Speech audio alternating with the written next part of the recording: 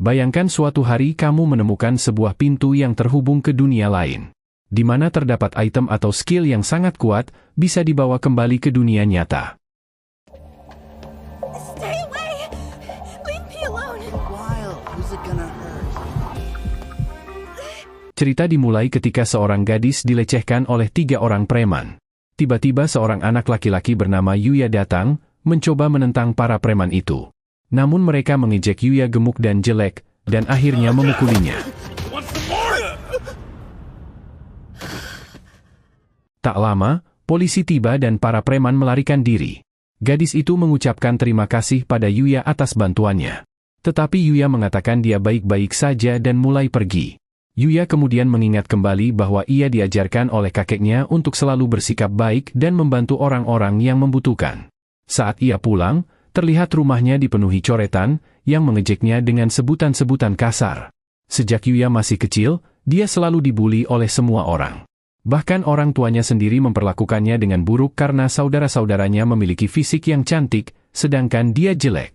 Dan ketika ia masuk SMP, keadaan semakin buruk karena ia sering dipukuli murid lain di sekolah. Hanya kakeknya seorang yang peduli tentangnya. Selalu mengingatkan Yuya bahwa menjadi baik akan membuat hati bahagia. Kakeknya sudah meninggal, dan mewariskan rumah dan semua tabungannya kepada Yuya. Orang tua Yuya mencoba untuk menentang surat wasiat, tapi pada akhirnya Yuya tetap memenangkannya di persidangan. Karena itu, orang tuanya meninggalkannya, sehingga dia tinggal sendiri dan harus bekerja paruh waktu untuk bisa bertahan hidup. Saat Yuya lulus SMP, buku tahunannya hanya berisi komentar-komentar jahat yang menghinanya.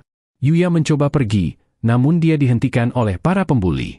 Mereka mengingatkan bahwa meskipun Yuya sudah lulus, dia masih tetap sebagai kacung mereka. Yuya mengatakan dia harus pergi bekerja, tetapi para pembuli memukulinya. Dan kita melihat adiknya hanya menonton dari kejauhan. Saat Yuya akhirnya sampai di tempat kerja, bosnya sangat marah karena Yuya terlambat dan langsung memecatnya. Di rumah, Yuya makan makanan seadanya. Dan saat dia melihat dirinya di cermin, dia mengamuk dan memecahkan kaca. Marah karena keadaannya tidak berubah bahkan setelah dia lulus. Dia meninju tembok, namun tiba-tiba sebuah ruangan tersembunyi mulai terbuka. Ada banyak barang aneh di dalam ruangan, dan Yuya berpikir itu pasti milik kakeknya. Dia menemukan sebuah pintu aneh, dan saat dia membukanya, pintu itu mengarah ke sebuah ruangan aneh. Yuya menjadi takut saat sebuah notifikasi muncul. Saat Yuya membacanya, dia mengetahui bahwa pintu itu terhubung ke dunia lain. Notifikasi itu memberitahu tentang sistem yang bisa dia gunakan. Seperti cara menyimpan barang, dan mengontrol siapa saja yang bisa menggunakan pintu itu. Meskipun sedikit bingung, dia menganggap sistem ini seperti sebuah game, sehingga dia pun memutuskan untuk memeriksa statusnya. Tetapi saat dia melihatnya, dia kecewa karena semua statistiknya sangat rendah. Dia melihat sekeliling ruangan. Dan saat dia membuka jendela, dia melihat bahwa tempat itu benar-benar berada di dunia lain. This really is another world. Dia kemudian menemukan sebuah catatan di atas meja. Meskipun awalnya dia tidak bisa membacanya, dia menggunakan skill baru yang bisa membantunya membaca bahasa itu. Yuya mengetahui bahwa pemilik rumah itu adalah seorang pria yang dijuluki Sage. Tapi pria itu akan segera meninggal, sehingga dia memberikan rumahnya bagi siapapun yang pertama kali menemukannya, lengkap dengan semua barang-barangnya. Rumah itu dilindungi oleh sihir, sehingga tidak ada seorang pun yang bisa masuk ke dalam selain pemiliknya. Yuya menemukan banyak senjata di dalamnya. Tapi saat dia memeriksanya, dia menemukan bahwa item itu adalah senjata yang luar biasa dan sangat berbahaya. Dia keluar, dan mencoba mengayunkan pedangnya. Dia terjatuh, namun dia berhasil mempelajari skill dasar dalam berpedang, yakin itu bisa berguna. Yuya kemudian berlatih dengan beberapa senjata, menemukan bahwa semua item itu adalah item tingkat dewa. Dan dia pun memperoleh beberapa skill. Walau begitu, statistiknya masih tetap di level 1, dan dia bertanya bagaimana cara meningkatkan levelnya. Dia menyimpan senjatanya ke inventory, namun tiba-tiba seekor monster muncul dan menyerangnya. Yuya ketakutan. Tetapi menyadari bahwa rumahnya terlindungi oleh sihir. Monster itu bernama Ogre Darah dengan level 300, dan menghantam dinding sihir. Dia mencabut sebuah pohon, mencoba menggunakannya untuk masuk, tetapi tidak berhasil. Yuya berpikir dia harus mencoba melawan ogre itu. Dia pun melempar tombaknya, terbang menembus monster itu, dan langsung membunuhnya dalam satu serangan. Tombak itu terbang kembali, dan monster itu mulai menghilang, menjatuhkan beberapa item. Yuya tiba-tiba mendapat XP hingga naik ke level 100, dan dia terkejut melihat statistiknya. Setelah menggunakan semua poinnya, Yuya memutuskan untuk pulang. Saat Yuya pergi, ia mendapat opsi penarikan uang, yang mengubah item yang dia dapat dari monster menjadi uang. Yuya bingung melihatnya, namun dengan senang hati menerimanya. Malam hari saat tertidur, Yuya mengalami perubahan pada tubuhnya. Benar-benar mengalami perubahan total. Ketika dia bangun, dia menyadari tubuhnya terasa berbeda, dan pakaiannya sangat longgar. Dia tidak tahu apa yang telah terjadi padanya, dan cerminnya juga pecah. Dia pun memutuskan untuk mencari pakaian lainnya. Terdapat beberapa pakaian magic di rumah sang pria sagi itu, yang ukurannya bisa berubah menyesuaikan penggunanya, yang memberikan efek magic bonus tambahan. Yuya penasaran dengan pria sagi itu, dan dia berkeliling di sekitar taman. Dia tiba-tiba diserang oleh monster slime level 200. Tapi kali ini, Yuya nampak tenang, mengeluarkan tombaknya dan dengan mudah menghancurkan monster itu. Monster itu menjatuhkan beberapa item slime kopi, dan bahkan sebuah kalung langka, yang memiliki kemampuan untuk memulihkan kekuatan sihirnya. Yuya mendapat XP lagi, dan mendapat skill bernama pendeteksi keberadaan. Kini dia sudah mencapai level 150. Dia mencoba memakan slime kopi, dan ternyata rasanya cukup enak. Dia pun memutuskan untuk menggunakan sebagian uang yang didapatnya untuk membeli seragam baru. Bersiap untuk memulai kehidupan SMA-nya. Setelah itu, dia menghabiskan masa liburnya setiap hari di dunia lain. Menikmati makanan lezat, bahkan melupakan depresinya. Dia berlatih, dan belajar banyak tentang dunia lain itu. Sore hari, seekor goblin elit muncul menyerang rumahnya. Namun Yuya telah menjadi sesosok yang sangat berbeda. Dengan terampil melawannya, dan bahkan menggunakan skillnya untuk melenyapkan goblin itu. It's funny. No matter how much stronger I get in this world, tomorrow, I go back to my old life. Beberapa minggu kemudian, kehidupan SMA-nya pun telah tiba. Para siswa langsung terpana melihat ketampanan Yuya. Bahkan adiknya kagum melihatnya. Di kelas, para pembuli mulai mendatanginya. Tetapi mereka tidak mengenali Yuya. Mengira Yuya adalah siswa baru pindahan. Saat Yuya memberitahu pada mereka bahwa dia adalah Yuya, semua orang pun terkejut. Mereka sama sekali tidak mempercayainya. Dia pun berlari ke kamar mandi, dan benar-benar terkejut melihat perubahan dirinya sendiri untuk pertama kalinya. Hold on. I'm not sure. Is this me? Setelah kelas, adiknya menemuinya, penasaran apa yang Yuya lakukan hingga bisa berubah sangat drastis, dan memanggilnya pecundang. Namun tiba-tiba, sebuah mobil limosin berhenti, dan seorang gadis bernama Kaori keluar. Mengatakan bahwa dia sedang mencari Yuya. Yuya bingung siapa dia. Kaori pun mengingatkan bahwa Yuya telah menyelamatkannya 2 bulan lalu dari para preman. Yuya bertanya pada Kaori bagaimana dia tahu namanya. Kaori mengakui bahwa dia telah menyelidiki Yuya karena dia ingin mengucapkan terima kasih. Dia mulai memperkenalkan dirinya, dan bertanya apakah Yuya ingin masuk di SMA Akademi OSI. Dan Yuya mengenali SMA itu sebagai akademi untuk kaum super elit dan kaya raya. Ternyata Kaori adalah ketua OSIS, dan ayahnya adalah kepala sekolah SMA Akademi OSI. Yuya merasa tersanjung dengan tawaran itu, tetapi dia berpikir dirinya tidak cukup pintar untuk masuk di akademi seelit itu. Adiknya menyela, meminta untuk bergabung di akademi sebagai ganti Yuya. Mengaku bahwa mereka lebih hebat dibanding Yuya, baik dalam bidang akademis maupun olahraga. Namun Kaori menolak, karena mereka sering menghina Yuya. Mengungkapkan bahwa dia sudah menyelidiki mereka, dan mengetahui semua perilaku jahat mereka terhadap Yuya.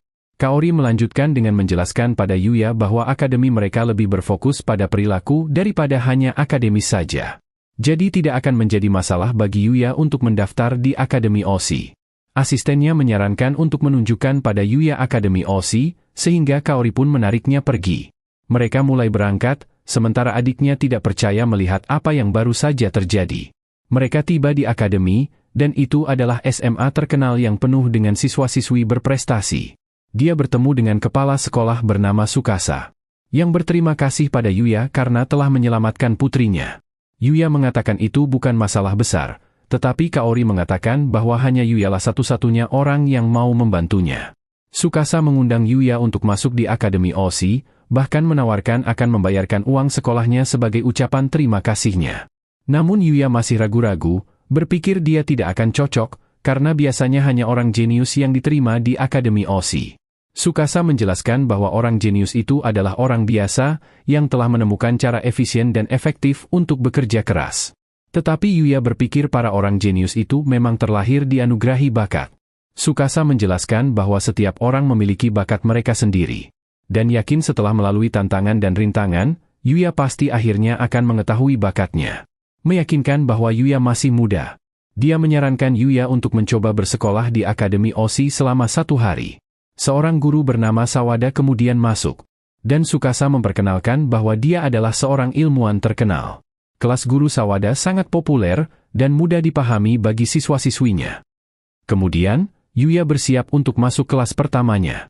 Dia cemas dirinya akan kesusahan mengikuti pelajarannya. Tapi dia berpikir bahwa bersekolah di akademi ini pasti lebih baik dari sekolah dulunya. Yuya dipanggil masuk, dan dia mulai memperkenalkan dirinya. Namun semua siswa tercengang. Yuya cemas apa yang mereka pikirkan tentangnya. Tapi mereka benar-benar terkagum melihat ketampanan Yuya yang hakiki. You can have a seat. There's an available one by the window in the back. Right. Yuya duduk di belakang, dan berbagi buku dengan seorang gadis bernama Hyodo di sebelahnya. Tapi Hyodo bersikap dingin, sehingga Yuya takut kalau Hyodo sudah membencinya. Kaori penasaran apakah Yuya akan cocok di kelasnya. Seiring berjalannya kelas, Yuya melihat kelasnya cukup normal. Namun para siswanya jauh lebih aktif dalam pelajaran. Saat istirahat, beberapa siswa ingin berkenalan. Menanyakan apakah Yuya adalah seorang idol, dan apakah Yuya punya pacar. Seorang siswa bernama Ryo menghentikan para siswa itu. Dan mengajak Yuya ke kantin untuk makan siang bersama. Yuya kagum melihat menunya yang mewah, dan semua makanan itu gratis. Yuya menganggap sekolah ini seperti mimpi. Mereka duduk bersama siswa lain bernama Shingo. Mereka mulai mengobrol tentang anime, dan Yuya terkejut mereka ternyata sama seperti dirinya. Saat makan, Yuya menyadari bahwa semua orang memperhatikannya. Dia berpikir mungkin itu karena dia memakai seragam yang berbeda. Shingo bertanya apakah Yuya sudah bergabung di sebuah klub. Yuya menjawab bahwa dia belum menjadi anggota klub manapun. Ryo juga tidak. Namun itu karena Ryo jago dalam semua jenis olahraga, dan bingung untuk memilih salah satu klub. Shingo mengungkapkan dia adalah bagian dari klub game, dan Yuya terkejut melihat bahwa konsol game diizinkan di akademi ini. Shingo berkata bahwa hal itu tidak apa-apa, selama mereka tidak bermain saat sedang kelas. Saat mereka mengobrol tentang game, Yuya mulai merasa nyaman dengan teman-teman barunya. Sebelum pulang sekolah, Yuya bertemu dengan Tsukasa. Dia mengakui bahwa dia merasa senang hari ini, dan memutuskan ingin masuk di SMA Akademi OSI. Saat keluar ruangan, dia bertemu Kaori, yang bertanya apakah Yuya akan masuk di Akademi OSI. Yuya pun memberitahu keputusannya, dan Kaori senang Yuya memutuskan untuk bergabung.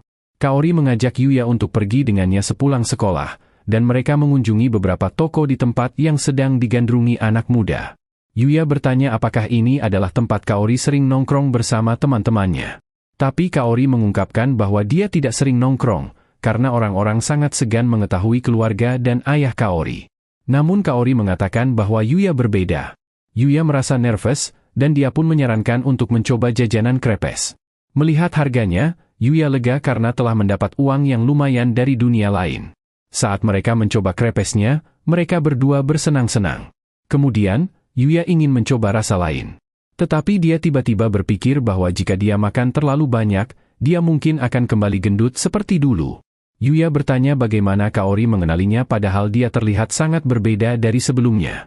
Kaori berkata bahwa walaupun Yuya sedikit lebih ramping, dia mengenalinya karena mata Yuya masih terlihat sama. Kaori menawarkan krepesnya, mengetahui bahwa Yuya ingin mencoba rasa lain. Dengan malu-malu, Yuya mencicipinya. Kaori juga merasa malu, tapi Yuya menawari Kaori untuk mencoba krepesnya juga. Kaori pun dengan gugup menggigitnya. Dari kejauhan, beberapa gadis lain melihatnya, menganggap mereka berdua sangat lucu. Malam harinya, Yuya memutuskan untuk pergi ke dunia lain, mengenakan baju full armor lengkap. Dia menuju ke dalam, menghadapi beberapa monster yang muncul. Meskipun masih sedikit takut, dia menebas monster-monster itu. Dan melihat bahwa dia telah naik ke level 235. Namun menyadari bahwa dia akhir-akhir ini semakin lambat untuk naik level. Dia pun berpikir untuk meninggalkan rumahnya, untuk menemukan monster yang jauh lebih kuat. Mengingat kebahagiaan yang dia dapat di akademi, Yuya ingin mencari tantangan baru. Saat dia keluar dari gerbang, dia tiba-tiba mendengar sebuah teriakan. Dia mengeluarkan tombaknya, dan menerjang ke arah teriakan itu. Dia menemukan beberapa prajurit yang dibunuh secara brutal. Dia melihat seekor monster, dan itu adalah Jenderal Goblin berlevel 200. Yuya tahu monster itu berbahaya, tapi dia melihat seorang gadis di belakang Goblin. Dia melemparkan tombaknya, namun Goblin itu menangkisnya. Pada saat itu juga, Yuya meloncat dari udara, dan tendangannya berhasil mengalahkan Goblin itu. Yuya berbalik ke arah gadis itu, tapi gadis itu memperingatkannya, karena ada Goblin lain di belakang. Yuya terhempas, dan sadar bahwa monster itu lebih kuat dan lebih cepat daripada Goblin sebelumnya. Namun Yuya tidak menyerah, yakin dirinya mempunyai kekuatan untuk mengalahkannya. Dia menggunakan tombaknya untuk melompati Goblin. Dia beralih ke busurnya, melepaskan ratusan serangan anak panah. Dia kemudian beralih lagi ke pedangnya, dan membelah Goblin itu menjadi dua. Yuya kemudian memeriksa gadis itu, penasaran tentang keberadaan manusia lain di dunia ini. Tapi gadis itu akhirnya pingsan. Yuya kemudian mendengar langkah beberapa pria yang mendekat, sehingga dia pun menggunakan skill tembus pandang untuk menghindari mereka. Mereka adalah ksatria yang datang mencari gadis itu. Dan kita mengetahui bahwa gadis itu adalah seorang prinses bernama Lexia. Kembali ke rumahnya, Yuya memikirkan pertemuan itu. Penasaran apakah gadis itu baik-baik saja. Namun karena ksatria datang untuk menolongnya, Yuya yakin dia akan baik-baik saja. Melihat kemejanya yang polos, Yuya berpikir bahwa dia harus membeli beberapa baju baru, karena kini dia bisa menghasilkan uang dengan mengalahkan monster. Di mall, saat Yuya jalan-jalan, orang-orang memperhatikannya. Mengira Yuya pasti seorang aktor atau model ternama. Kemejanya memang disihir agar tetap bersih, namun Yuya berpikir dia harus membeli baju lain agar terlihat lebih keren dan berbeda. Sementara itu, kita melihat seorang sutradara meneriaki seorang pria berkacamata. Pria kacamata itu adalah manajer seorang model bernama Shou. Tetapi Shou belum muncul untuk sesi pemotretan mereka. Manajernya kemudian mendapat telepon dari Shou, mengatakan bahwa dia sedang dalam perjalanan. Namun sutradaranya sangat marah, karena Shou tidak menghormati waktu, dan semua orang yang sudah siap untuk syuting. Terutama Miu, model lain yang telah menunggunya dari pagi.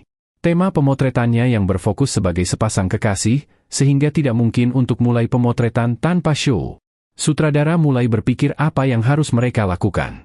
Dan karena semua orang sudah menunggu sangat lama, dia akhirnya memutuskan untuk mencari penggantinya di mall. Saat Yuya berbelanja, ia kebingungan dengan banyaknya pilihan baju yang ada. Dia kemudian didekati beberapa gadis dan menduga itu adalah trik marketing. Mereka ingin tahu lebih banyak tentang Yuya, dan bahkan menawarkan untuk membantunya berbelanja. Yuya merasa tidak enakan, sehingga dia pun menolaknya sesopan mungkin. Para gadis tercengang, dan mereka mulai histeris melihat ketampanan Yuya. Namun Yuya merasa bersalah, bingung apakah dia sudah memperlakukan mereka dengan benar. Sang sutradara kesulitan mencari pria pengganti. Memberitahu asistennya bahwa mereka tidak boleh menyerah. Mereka melewati Yuya, dan sang sutradara langsung yakin Yuyalah orang yang tepat. Yuya didatangi, dan sutradara menjelaskan situasi mereka pada Yuya. Yuya gugup untuk melakukannya. Tapi dia memikirkan semua orang yang nampak sangat mengharapkan bantuannya. Dia pun akhirnya setuju untuk menjadi model mereka. Dia berperan sebagai pacar Miu untuk pemotretan, mengambil foto dengan berbagai posisi dan pakaian yang berbeda. Sutradara menyuruhnya untuk berpose lebih seksi, tapi Yuya kesulitan mengikuti arahannya.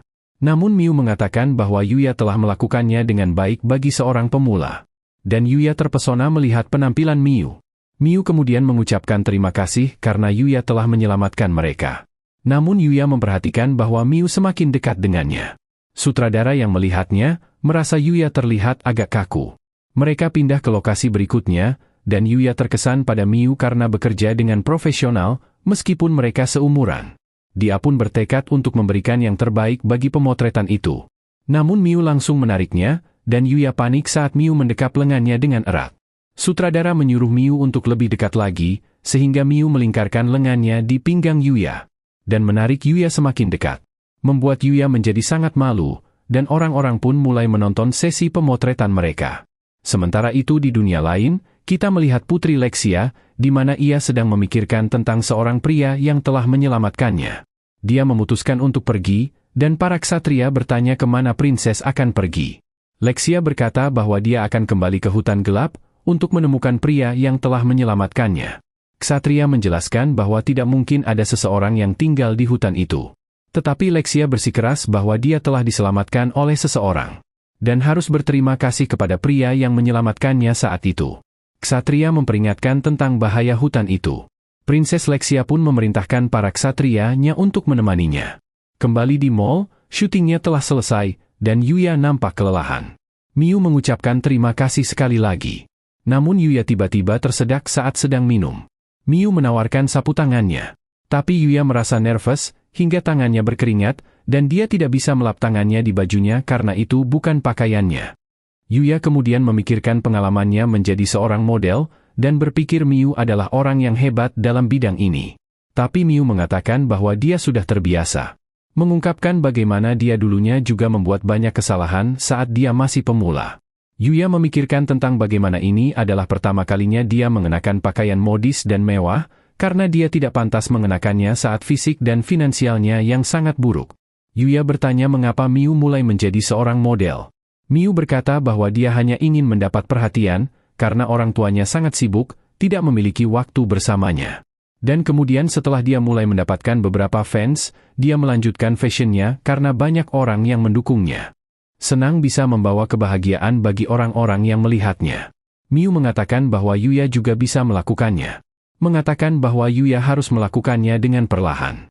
Dan mengingatkan Yuya untuk menikmati semua momen-momennya sepanjang perjalanan karirnya.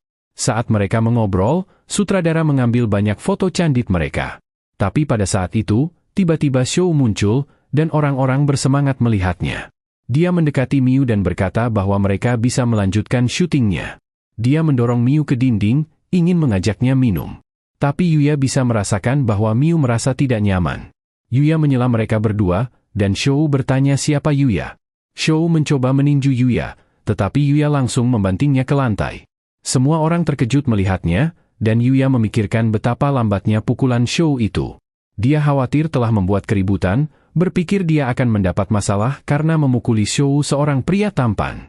Tetapi penonton malah bersorak, karena mereka berpikir Yuya sangat keren. Shou heran kenapa dia bisa kalah, padahal dia dari kecil berlatih tinju. Sutradara pun menyuruh Shou pergi, karena mereka telah merekam semua kejadiannya. Shou kabur, dan Miu berterima kasih pada Yuya atas bantuannya. Mengungkapkan bahwa Shou adalah seorang stalker, dan tidak tahu apa yang harus dia lakukan dengan Shou. Sutradara juga mengatakan bahwa sifat Shou memang sangat jelek, dan dengan kejadian ini, dia tidak akan menggunakan Shou lagi. Sutradara kemudian bertanya apakah Yuya tertarik menjadi model. Yuya berterima kasih karena memberinya kesempatan untuk bekerja dengan para profesional lainnya. Tapi Yuya menganggap dirinya tidak melakukan tugas dengan baik, sehingga dia pun akhirnya menolaknya. Sutradara menghargai keputusan Yuya, dan mereka akhirnya memberikan semua pakaian syuting itu sebagai ucapan terima kasih atas bantuannya. Yuya berpikir dengan pengalaman berharga itu saja sudah cukup baginya. Tapi sutradara mengatakan bahwa adalah hal wajar untuk mendapatkan kompensasi atas pekerjaannya. Terutama karena Yuyalah yang menyelamatkan mereka. Yuya pun menerimanya. Miu berharap bisa bekerja sama dengan Yuya lagi di masa mendatang, dan mendoakan Yuya semoga sukses. Setelah itu di mobil, sutradara sangat menyayangkan bahwa Yuya tidak menerima tawarannya. Yakin suatu saat nanti Yuya akan menjadi seorang bintang. Melihat kembali foto-fotonya, Miu memikirkan betapa baiknya Yuya. Sutradara yang melihat wajah Miu memerah, mulai menggodanya. Tahu Miu punya perasaan pada Yuya. Sementara itu, Yuya mengatur lemari pakaiannya, melihat semua pakaian barunya yang sangat mewah. Kemudian, kita melihat foto Yuya yang sudah menyebar dan menjadi trending. Beberapa agensi penasaran siapa pria itu.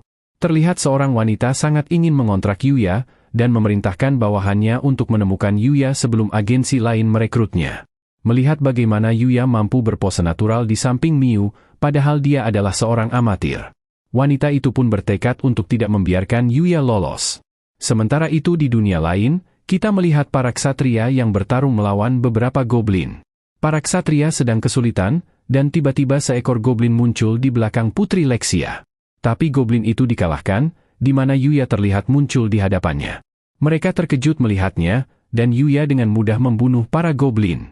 Lexia senang mengetahui Yuya memang nyata. Yuya pun menghabisi semua goblin itu. Dia mengobati ksatria yang terluka, dan Lexia mendekatinya. Mengungkapkan dia datang ke hutan gelap karena dia ingin berbicara pada Yuya. Yuya bertanya apa yang Lexia inginkan. Namun Lexia tiba-tiba bertanya apakah Yuya mau menikahinya. Membuat mereka semua sangat terkejut. Ksatrianya bertanya apa yang sedang Prinses Lexia pikirkan. Mengingatkannya bahwa dia adalah seorang putri kerajaan. Menjelaskan pada Lexia bahwa mereka tidak tahu apa-apa tentang Yuya. Tetapi Lexia bersikeras mengatakan bahwa dia telah jatuh cinta pada pandangan pertama. Mereka berdua mulai berdebat, tapi Yuya menyelanya. Mengatakan bahwa hutan ini berbahaya. Yuya pun mengundang mereka ke rumahnya, yang sangat mengejutkan mereka karena mengetahui bahwa Yuya benar-benar tinggal di dalam hutan ini. Mereka kagum melihat rumahnya, dan ksatria itu memperkenalkan dirinya bernama Owen, sang kapten dari para ksatria kerajaan Arcelia. Dan memperkenalkan Lexia sebagai putri pertama Raja Arcelia. Menjelaskan bahwa Lexia adalah posisi kedua sebagai pewaris tahta. Lexia berterima kasih sekali lagi pada Yuya karena telah menyelamatkan mereka. Dan Yuya mulai sedikit berhati-hati setelah mengetahui bahwa Lexia adalah seorang prinses. Namun mereka mengatakan untuk tidak khawatir, karena ini bukan kunjungan resmi, dan Yuya adalah penyelamat mereka. Yuya memperkenalkan dirinya. Tapi mereka merasa nama Yuya aneh, dan berpikir Yuya mungkin berasal dari negara lain. Lexia berimajinasi mengira Yuya adalah seorang bangsawan dari kerajaan lain. Tetapi Owen lebih khawatir dengan kemungkinan lain. Owen menjelaskan bahwa mereka datang untuk mencari Yuya. Karena saat pertama kali Yuya menyelamatkan putri Lexia, dia tidak sempat mengucapkan terima kasih padanya. Lexia selalu memikirkan Yuya sejak hari itu. Mengungkapkan bahwa itu adalah pertama kalinya dia merasakan hal seperti itu. Dan meminta sekali lagi pada Yuya untuk menikahinya. Yuya kebingungan, dan berpikir lamaran itu sangat mendadak. Membuat sang putri berpikir bahwa cinta memang tidak sesederhana itu. Dia memikirkan beberapa novel romans yang telah dia baca, menjelaskan bahwa cinta akan datang seiring berjalannya waktu dan rintangan. Dan akan membosankan jika semuanya berjalan mulus begitu saja. Dia pun meminta Yuya untuk memulai hubungannya sebagai teman terlebih dahulu. Yuya menjadi gugup, memikirkan pengalaman traumatis masa lalunya. Tetapi dia akhirnya setuju untuk menjadi teman Prinses Lexia. Owen kemudian mengungkapkan satu alasan lain mengapa mereka datang. Yaitu karena sang raja ingin agar Yuya mengunjungi istana kerajaan, sehingga sang raja juga dapat menyampaikan rasa terima kasihnya secara langsung. Yuya ragu-ragu, tetapi Owen berkata itu adalah perintah kerajaan. Dan dia tidak bisa pulang sampai Yuya setuju. Yuya pun tidak punya pilihan selain menerima undangan itu. Owen menyebutkan bahwa perjalanannya akan memakan waktu sekitar 5 hari. Karena Yuya berpikir itu akan mengganggu waktu sekolahnya, dia meminta untuk menunda pertemuan itu. Owen pun mengatakan bahwa mereka senang menunggunya kapanpun Yuya memutuskan untuk pergi. Mereka pamit, dan Lexia menyuruh Yuya untuk mempersiapkan dirinya, karena dia berencana akan memenangkan hati Yuya saat mereka bertemu lagi. Di suatu tempat di kerajaan, kita melihat seorang pria melaporkan kegagalannya dalam upaya untuk melenyapkan Lexia. Pria itu bertopeng, dan kita mengetahui bahwa dia telah mengirim seorang asasin untuk membunuh Lexia. Namun mereka masuk ke dalam hutan gelap, dan para asasin dihabisi oleh monster hutan. Tapi pria bertopeng itu bingung, bagaimana bisa Prinses Lexia pulang tanpa terluka sedikitpun. Dan memperingatkan anak buahnya untuk tidak gagal lagi. Dia melepas topengnya, memperlihatkan wajahnya yang cacat. Ternyata dia adalah anggota keluarga kerajaan, dan dia bersumpah untuk membalaskan dendamnya pada Lexia. Kembali di rumah Yuya, dia menandai kalendernya kapan dia berencana menemui sang raja. Dia mengenakan seragam barunya, dan berangkat untuk memulai hari pertamanya bersekolah di akademi. Semua orang menatapnya saat Yuya berjalan, sambil mengira Yuya pasti seorang model terkenal. Saat Yuya sampai, kepala sekolah menyambutnya. Dia meminta maaf karena dia tidak punya waktu untuk mengobrol. Tetapi memberitahu Yuya untuk enjoy belajar di akademi ini. Kemudian, Yuya diperkenalkan di kelas sebagai siswa baru. Ryo dan Shingo senang melihat Yuya. Saat jam olahraga sepak bola, terlihat seorang siswa bernama Roy. Dia mencetak sebuah gol dan para gadis menyorakinya. Yuya melihat dari pinggir lapangan, terkesan dengan skillnya. Seorang gadis bernama Kaide kemudian mendekat. Dia bertanya mengapa Yuya tidak ikut bermain. Tetapi Yuya mengatakan dia belum punya baju olahraga. Kemudian, kita melihat Roy, di mana dia dihadang oleh beberapa lawannya. Namun dia menipu mereka, mengumpan bola ke temannya bernama Akira. Akira berlari ke arah gawang, bersiap menggunakan skill spesialnya. Tapi gagal, dan tendangannya mengarah langsung ke arah Kaide. Namun, Yuya dengan cepat berhasil menghentikan bola, dan bahkan mencetak sebuah gol yang sangat brilian. Semua orang terkejut, terheran-heran bagaimana Yuya bisa bergerak dengan sangat cepat. Yuya bertanya apakah Kaide baik-baik saja. Tetapi dia tercengang melihat penampilan Yuya yang sangat memukau. Akira pun bergegas untuk meminta maaf, bersedia menjadi pelayan Kaide. Tapi Kaide berkata bahwa dia baik-baik saja dan menolak tawarannya. Ryo datang menjelaskan, mengatakan bahwa Akira memang sedikit unik. Akira pun berterima kasih pada Yuya karena telah menyelamatkannya. Kemudian kita melihat Kaori, yang ingin mengganti pakaian untuk kelas olahraga. Para gadis membicarakan Yuya, menganggapnya seperti seorang pangeran. Kaide menceritakan pada Kaori tentang kejadiannya barusan, dan para gadis yakin Yuya pasti mempunyai pacar karena dia sangat keren. Tetapi Kaori dan Kaide secara bersamaan menyangkalnya. Saat pelajaran berikutnya, Yuya melambaikan tangan ke Kaori yang berada di lapangan. Tapi tiba-tiba, geng motor jahat datang menyerbu sekolah. Mereka mengelilingi para gadis, sambil mengayunkan tongkat baseball mereka. Semua orang mengecek keributan di luar. Para siswa mengenalinya, yaitu mereka adalah Red Ogre, geng penjahat paling berbahaya di daerah situ. Yuya juga mengenali mereka, dan melihat adik-adiknya juga bersama geng itu. Kaori bertanya apa yang mereka inginkan datang di akademi ini. Adik laki-laki Yuya bernama Yuta, memberitahu gengnya bahwa Kaori adalah putri kepala sekolah akademi. Kaori mengenali mereka berdua, dan mereka mengungkapkan niat mereka datang ke akademi yaitu untuk membalas dendam. Karena Kaori telah meremehkan mereka, dan malah memasukkan Yuya di akademi. Kaori memperingatkan mereka bahwa polisi sudah dalam perjalanan. Tetapi adik perempuan Yuya bernama Sora berkata bahwa mereka sudah memprediksinya. Mereka pun berencana untuk menculik Kaori sebagai balasan. Para berandalan mulai mengelilinginya, dan keadaan kini menjadi buruk. Yuya ingin menyelamatkannya, tetapi kakinya tiba-tiba gemetar. Meskipun Yuya telah melawan monster yang jauh lebih kuat di dunia lain, dia masih memiliki trauma mental yang mendalam untuk menghadapi para pembuli.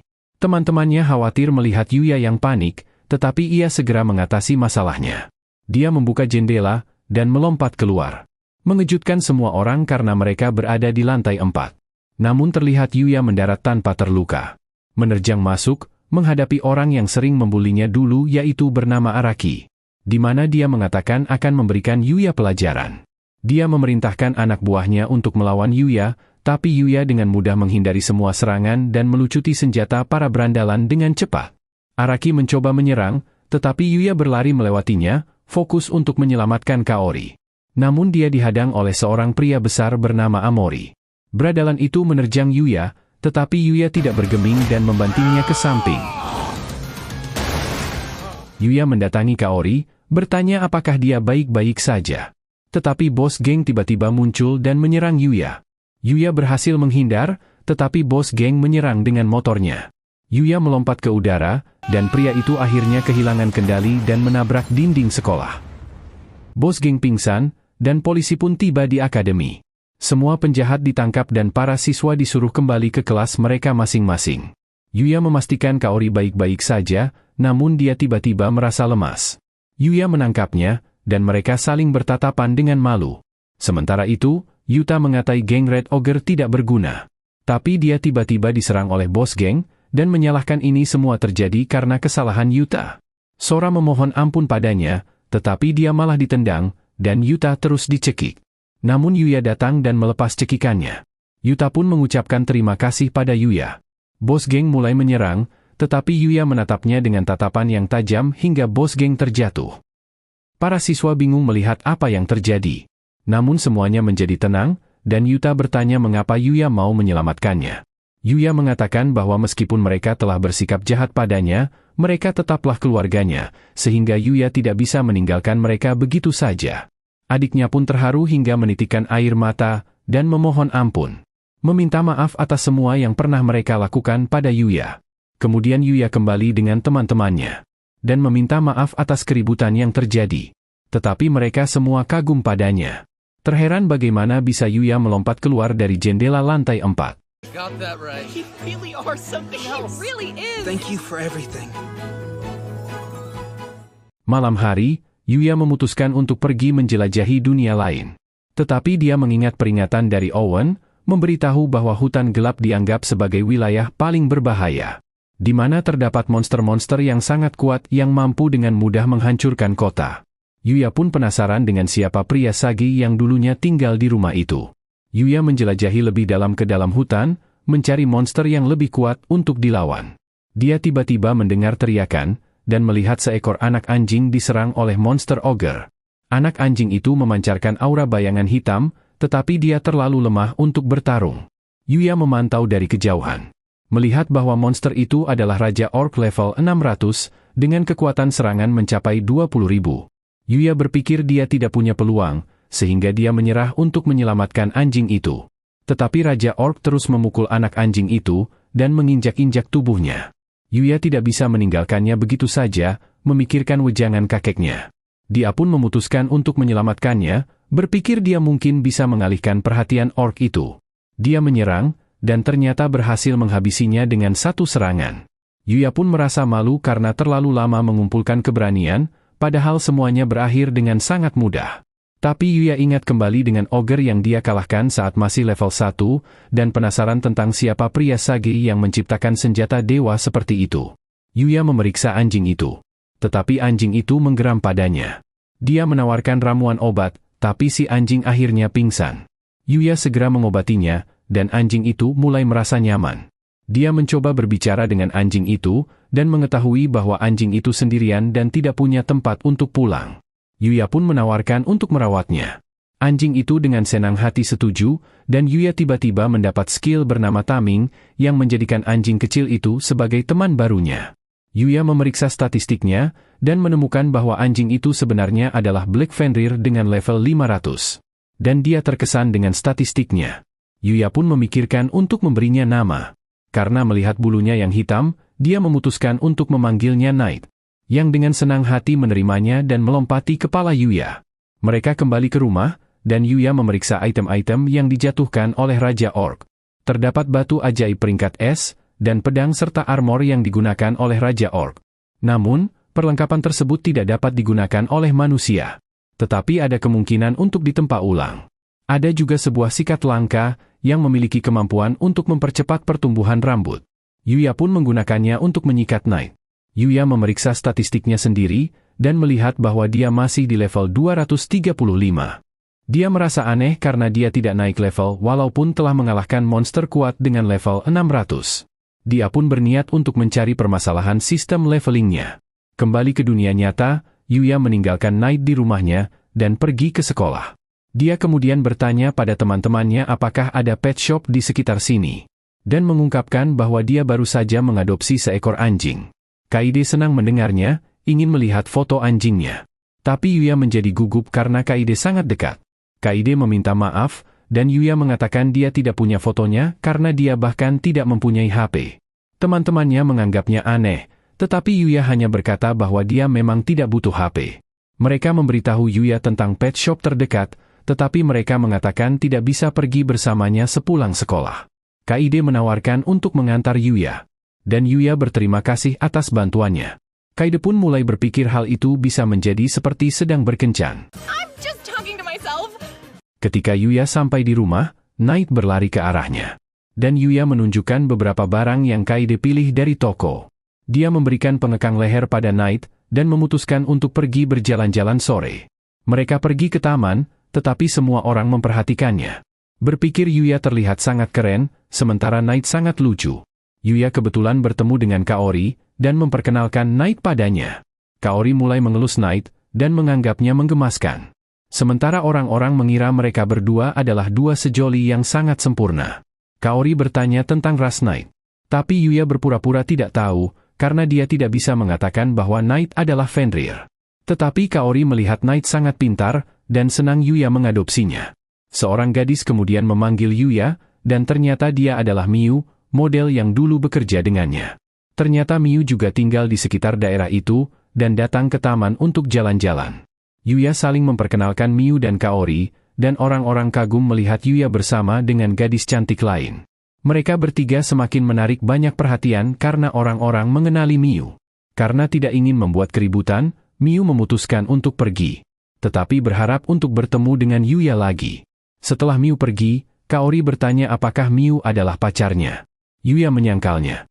Mengatakan bahwa dia hanya pernah bertemu dengan Miu 1 kali sebelumnya, dan menganggap Miu terlalu baik dibanding dirinya. That's not true and you know it! Nothing. Forget I said anything. Tiba-tiba, seorang wanita berteriak, di mana terlihat seorang pria berlari sambil membawa tas curian. Kaori bingung apa yang harus mereka lakukan. Yuya pun menyuruh Knight untuk mengejar pria itu. Mereka memeriksa nenek itu, dan Knight pun kembali sambil menyeret pria itu. Yuya menyuruh Kaori untuk menelepon polisi. Namun pria itu berhasil bebas dan mulai menyerang Kaori.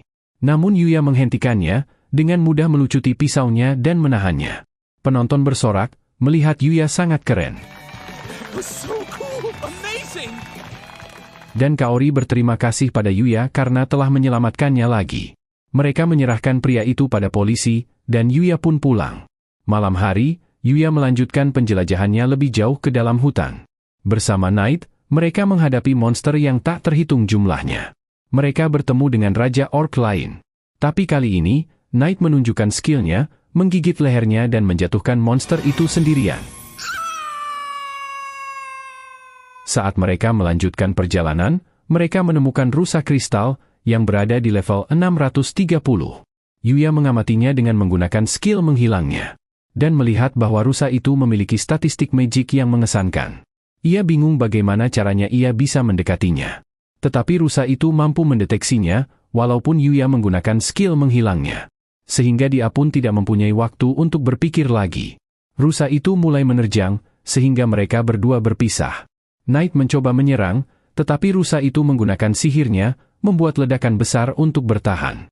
Dia melancarkan serangan lain, menembakkan semburan air ke arah Yuya. Namun Yuya berhasil menghindarinya. Yuya merasa mereka harus bekerja sama, sehingga ia pun menyuruh Knight untuk menciptakan celah untuknya. Knight melompat mengelilingi rusa itu dengan kecepatan tinggi. Tetapi rusa itu membalas dengan sihirnya, membuat ledakan yang tak terhitung jumlahnya di area tersebut. Namun Knight berhasil mendaratkan serangan, dan Yuya mengambil kesempatan itu untuk menghabisinya. Dia memeriksa item yang dijatuhkan rusa itu, dan melihat sebuah kotak yang menarik perhatiannya. Saat Yuya memeriksanya, ternyata itu adalah perlengkapan mandi portable, yang secara otomatis mampu membuatnya tetap bersih, dan bahkan memiliki fitur privasi untuk mencegah orang lain melihatnya saat sedang mandi. Dia terkejut menemukan item seperti itu, dan memutuskan untuk mencobanya. Menemukan bahwa ada banyak fitur yang bisa dia pilih. Terlalu berbahaya untuk menggunakannya di tengah hutan, Yuya pun memutuskan pulang ke rumah dan mandi air hangat bersama Knight. Keesokan harinya, mereka bertarung melawan monster bor gelinding, yang memiliki kecepatan luar biasa. Yuya kesulitan pada awalnya, tapi dia berhasil memprediksi gerakan monster itu. Menghindari serangannya, sehingga monster itu tersangkut di sebuah batu besar. Dan Yuya pun menghabisinya. Yuya akhirnya naik ke level 240, dan Knight juga naik ke level 510. Batu itu tiba-tiba hancur, dan terungkap sebuah gua besar. Mereka pun memutuskan untuk memeriksanya. Yuya men-scan area gua itu, tetapi tidak ada tanda-tanda monster apapun. Gua itu tiba-tiba menjadi terang saat mereka sampai di sebuah ruangan yang besar. Saat mereka melihat sekelilingnya, Yuya terkejut menemukan sebuah mayat. Tapi Knight menunjukkan sebuah buku yang tergeletak di lantai. Yuya memeriksanya dan ternyata itu adalah buku sang pria Sage. Saat Yuya membaca buku itu, dia mengetahui bahwa pria Sage itu mampu melakukan segalanya. Menguasai segala jenis skill, dan memiliki kekuatan setara dewa. Para dewa bahkan meminta sang pria Sage untuk bergabung dengan mereka. Tetapi pria itu menolak undangan para dewa. Buku itu mulai membicarakan tentang Yuya, memperingatkannya bahwa saat dia menjadi lebih kuat, orang-orang di sekitarnya akan mulai takut padanya. Yuya bertanya bagaimana dia bisa mencegah hal itu terjadi. Tiba-tiba, dia mendengar suara sang pria Sage, menyuruh Yuya untuk mencari orang yang dapat dia percaya. Sang Sage bertanya padanya apakah ada sesuatu yang ingin dia ketahui, sehingga Yuya meminta untuk mempelajari sihir. Pria Sage pun mengisi buku itu dengan seluruh ilmu sihirnya. Tapi dia melihat bahwa Yuya tidak bisa menggunakan sihir. di mana Yuya tidak memiliki sirkuit sihir di dalam tubuhnya karena dia berasal dari dunia lain. Namun, pria Sagi memutuskan untuk memberikan sirkuit sihirnya sendiri kepada Yuya, menyuruh Yuya untuk menemukan kebahagiaan dan menjalani kehidupannya dengan baik. Yuya kembali ke rumahnya dan mulai belajar cara menggunakan sihir dari buku itu. Dia mulai merasakan energi magic di sekitarnya dan mendapat sebuah skill manipulasi energi magic. Dia mempelajari bahwa yang harus dia lakukan hanyalah mengumpulkan energi magic di tangannya dan membayangkan sihir yang ingin dia gunakan. Dia pun keluar untuk mencobanya, membayangkan sebuah bola air. Dan tampaknya Knight juga sedang belajar. That's terrific, Knight! Nice work! Dia mencoba menembak bola air ke pohon, dan ternyata serangannya sangat kuat. Langsung meledak menembus sebuah pohon. Sementara itu di ibu kota kerajaan, Owen melaporkan laporannya kepada raja. Dia menceritakan semuanya tentang Yuya. Tetapi ketika Owen menyebutkan bahwa Putri Alicia melamar Yuya, sang raja menggila. Mengira Yuya telah menggoda putrinya. How dare that dirty weasel go and seduce my daughter? Is there some degree I don't know about that says everyone in the royal family has to be completely unhinged? Kembali di sekolah, Yuya sedang melamun, memikirkan buku sang pria Sagi, yang memperingatkannya tentang penggunaan sihir. Karena teknik yang dia pelajari itu adalah ilmu mitos yang tidak diketahui siapapun, bahkan di dunia lain sekalipun. Kemudian, gurunya mengingatkan mereka bahwa mereka akan berkemah minggu depan, dan membuat beberapa kelompok yang beranggotakan 4 orang siswa. Yuya dimasukkan ke dalam kelompok bersama Kaide, Akira, dan seorang gadis bernama Rin. Kaide bersemangat dengan perjalanannya, tapi Yuya mengungkapkan bahwa dia tidak memiliki peralatan berkemah. Kaide pun menyarankan agar mereka pergi berbelanja. Mereka pergi ke mall, di mana Shingo terkejut melihat Kaori juga ikut dengan mereka. Ryo tidak percaya bahwa Yuya berteman dengan Kaori. Kebanyakan orang menganggap Kaori tidak bisa didekati karena dia adalah putri kepala sekolah. Tapi Kaori menyuruh mereka untuk menganggapnya sebagai siswa biasa lainnya. Yuya bertanya di mana Akira. Shingo mengatakan bahwa dia tidak bisa datang. Mereka pun masuk ke dalam, dan membantu Yuya memilih tas ranselnya. Mereka kemudian memutuskan untuk nongkrong, dan bermain di time zone. Shingo senang melihat karakter favoritnya berada di dalam permainan mesin capit, tetapi mengungkapkan bahwa dia tidak pintar dalam permainan itu. Yuya memutuskan untuk mencobanya, menggunakan skill pendeteksi kelemahan. Dia menemukan titik lemahnya, dan berhasil mencapit karakter itu dengan 1 kali percobaan. Kaide juga meminta Yuya untuk mendapatkan boneka kucing. Yuya pun menggunakan skillnya lagi, dan dengan mudah memenangkannya. I've been wanting this pen case since forever. 3 for 3, you're the man. Would you mind? Yuya pun memenangkan banyak hadiah untuk semua temannya. Dan Kaori mengungkapkan ini adalah pertama kalinya dia bermain di permainan time zone. Dan mengucapkan terima kasih pada Yuya atas hadiahnya. Para gadis memutuskan untuk berbelanja pakaian, sementara para lanang beristirahat dan pergi ke kafe untuk minum. Yuya merasa sangat senang hari ini, bisa nongkrong bersama teman-temannya untuk pertama kalinya. Tapi tiba-tiba alarm berbunyi, memberitahu tentang adanya kebakaran, dan mereka harus segera berevakuasi ke tempat aman. Yuya khawatir dengan para gadis. Berpikir bahwa kebakarannya mungkin berada dekat dengan mereka. Yuya sampai di tangga evakuasi, dan Yuya bertanya pada seorang pria apakah dia melihat 3 orang gadis. Ryo kemudian mendapat telepon dari Kaide, memberitahu bahwa mereka terjebak di lantai atas. Yuya bergegas menaiki tangga, cemas memikirkan teman-temannya. Dan dia pun sampai di sumber kebakaran. Namun alat penyiram tidak cukup untuk memadamkan api yang besar. Sehingga Yuya pun berpikir inilah waktu yang tepat untuk menggunakan sihirnya. Dia menutupi tubuhnya dengan lapisan air, yang memungkinkannya berlari menembus kobaran api. Terlihat para gadis sudah pingsan karena menghirup asap tebal, sementara Yuya bergegas mencari mereka. Dia berhasil sampai tepat waktu, dan bertanya apakah ada orang lain lagi di sana. Yuya pun menggunakan skillnya untuk mendeteksi gedung, dan tampaknya hanya mereka saja yang tersisa. Dia menyelimuti para gadis dengan sihirnya. Namun apinya semakin besar, dan dia khawatir dia tidak mampu keluar dari tempat itu. Sementara itu, Ryo dan Shindo melihat dari luar, memberitahu petugas pemadam bahwa teman-temannya masih berada di dalam. Tetapi tidak ada yang dapat petugas lakukan sampai mereka memadamkan apinya terlebih dahulu. Yuya berlari mencari jalan keluar, namun atapnya mulai runtuh. Dan saat dia menghindar, hadiah yang dia berikan pada Kaori terjatuh.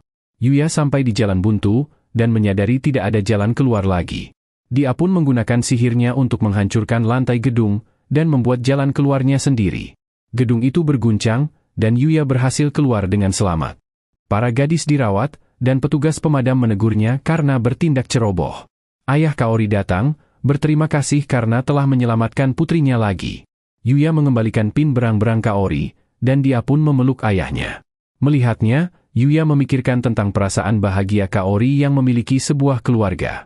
Dan berpikir bahwa dia tidak mempunyai seseorang seperti itu. Tapi saat dia pulang, Knight menghampirinya, dan dia pun menyadari bahwa dia memiliki keluarga. Okay, let's eat. You and me, we're gonna have a feast tonight. Kemudian, Yuya berpikir tentang hal lain yang bisa dia lakukan dengan sihirnya. Mengingat bahwa sihir hanyalah perwujudan dari imajinasinya, dia pun berpikir untuk menggunakan sihir sebagai alat transportasi. Fokus pada tempat yang ingin dia tuju, dan dia berhasil membuka sebuah portal yang membawanya jauh ke dalam hutan gelap. Dia senang karena hal itu berhasil. Tapi sepertinya dia hanya bisa menggunakannya untuk pergi ke tempat yang sudah pernah dia kunjungi. Tapi Yuya berpikir bisa menggunakan portal untuk pulang ke rumah, untuk memberi Knight makan bahkan saat dia pergi perjalanan sekolahnya. Mereka pun memutuskan untuk melakukan penjelajahan lebih dalam, dan menemukan sebuah gua yang kebetulan berisi beberapa ekor goblin. Tapi dengan menggunakan pedang legendarisnya, para goblin itu bukan tandingan lagi. Yuya menemukan banyak sekali item langka. Menyimpan semuanya dengan skill inventorinya. Dan melihat kerjasama timnya dengan Knight semakin meningkat. Mereka meninggalkan gua, dan Yuya berpikir mereka harus mengakhiri hari ini. Tapi Knight sedih, ingin melanjutkan penjelajahannya. Yuya mengatakan bahwa dia harus kembali, agar dia bisa mempersiapkan perjalanan sekolahnya. Namun Knight tiba-tiba berlari. Yuya mengejarnya, dan nampaknya Knight mendeteksi sesuatu di depan. Yuya pun menggunakan skill tembus pandangnya untuk berjaga-jaga, sambil dia terus berjalan maju. Dia bertemu dengan seorang gadis yang terluka, yang sedang menghadapi seekor goblin. Yuya ingin menyelamatkannya, tetapi Knight menariknya. Goblin elit menyerang, menghancurkan pepohonan. Tapi terlihat ada benang yang menghalangi goblin itu. Gadis itu pun menyerang, dan memotong lengan goblin. Yuya penasaran dengan benang tersebut. Tetapi goblin tiba-tiba melompat ke arah gadis itu. Dia menangkis serangan goblin dengan benangnya, tapi goblin elit mendaratkan serangan hingga membuatnya pingsan. Saat goblin menerjangnya, Yuya muncul. Bersama dengan Knight, mereka menghabisi goblin itu. Namun tiba-tiba banyak goblin lain yang muncul, sehingga Yuya memutuskan untuk menggunakan kekuatan cambuk sucinya yang mengikat para goblin itu. Dan melenyapkan mereka semua dengan satu serangan. Yuya berpikir skillnya itu sangat kuat, karena bisa menyerang beberapa target sekaligus dan tidak bisa meleset. Setelah pertarungan, Yuya bingung apa yang harus dia lakukan pada gadis itu. Dia berpikir untuk membawanya kembali ke rumahnya, tetapi nampaknya Knight menganggap itu ide yang buruk. Dia tidak ingin meninggalkan gadis itu begitu saja. Tapi gadis itu tiba-tiba terbangun, terkejut karena dia sedang digendong oleh seorang pria. Dia pun akhirnya terjatuh ke tanah. Yuya menawarkan obat penyembuhan, dan jus itu mampu menyembuhkan semua lukanya secara instan. Gadis itu terkejut melihat betapa efektifnya obat itu dan bertanya siapa kamu. Yuya pun memperkenalkan dirinya, dan juga Knight peliharaannya. Namun Knight bersikap tidak ramah padanya, dan Yuya bingung melihatnya. Nama gadis itu adalah Luna, dan mengatakan dia sedang berlatih di hutan. Tapi dia dikagetkan oleh seekor goblin elit, dan akhirnya mendapat masalah. Dia bertanya apa yang terjadi pada para goblin itu. Yuya mengatakan kepadanya bahwa dia telah menghabisinya. Dia bertanya apa yang sedang Yuya lakukan di hutan. Yuya pun berkata bahwa dia juga sedang berlatih. Mendengarnya, Luna terkejut karena suatu alasan tertentu. Dia kemudian meminta maaf karena tubuhnya kotor, dan sangat berkeringat. Tapi Yuya berkata itu tidak apa-apa. Luna bertanya apakah ada sungai di dekat situ, agar dia bisa membilas tubuhnya. Yuya pun mengeluarkan sihir pemandiannya. Dia berjaga di luar, dan Luna tidak percaya Yuya memiliki item langka seperti itu. Yuya mengungkapkan bahwa dia mendapatkannya setelah mengalahkan rusa kristal. Luna pun terkesan Yuya bisa mengalahkan monster kuat seperti itu. Namun Yuya berpikir itu hanyalah monster biasa di hutan gelap. Luna mengungkapkan bahwa tujuan dia sebenarnya datang ke sini atas permintaan kliennya, namun Yuya tidak mendengarnya. Luna pun meminta Yuya untuk menemaninya berlatih. Karena mereka berdua memiliki tujuan yang sama di hutan, dia ingin berlatih dengan Yuya. Yuya merasa tidak enak meninggalkannya berlatih sendirian, sehingga dia akhirnya setuju untuk berlatih dengannya. Thank you, Yuya. With you guiding my training, I'm sure my strength will improve super quickly. Luna! I can see you if you're not behind the veil, you know? Huh? Oh, sorry, I forgot. Although, if we're gonna be working up a sweat together anyway, we may as well. No, that's a terrible idea! Setelah itu, kita melihat mereka berlatih bersama, di mana Yuya membantunya berlatih, dan dia mengajari Yuya juga. Mereka berdua menjadi lebih kuat, dan kita melihat Luna mampu mengalahkan seekor goblin dengan benangnya. Yuya memujinya karena mengalahkan goblin elit, tapi dia berkata perjalanannya masih panjang. Mengatakan dia harus menjadi lebih kuat lagi agar dapat menyelesaikan misinya. Yuya mengatakan bahwa dia harus pergi. Mencoba menjelaskan bahwa dia akan pergi perjalanan sekolah. Tapi dia sama sekali tidak mengerti perkataan Yuya. Dia pun hanya meminta maaf, dan mengucapkan terima kasih atas semua bantuan Yuya. Setelah hari terakhir pelatihan, Yuya mandi dan bersantai.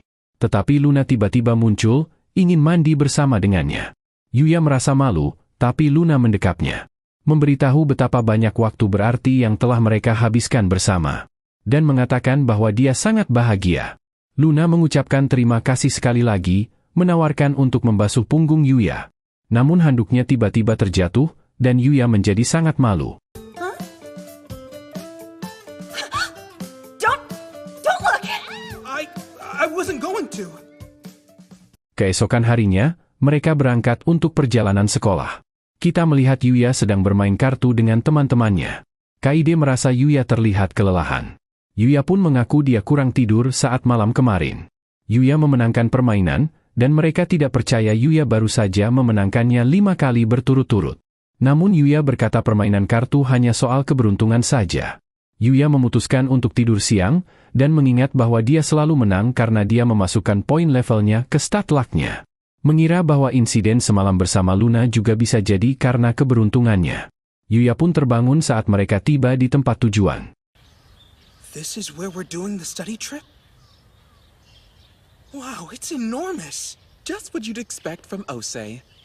After you get changed, meet me in the hall. Then I'll explain how the study trip's gonna work.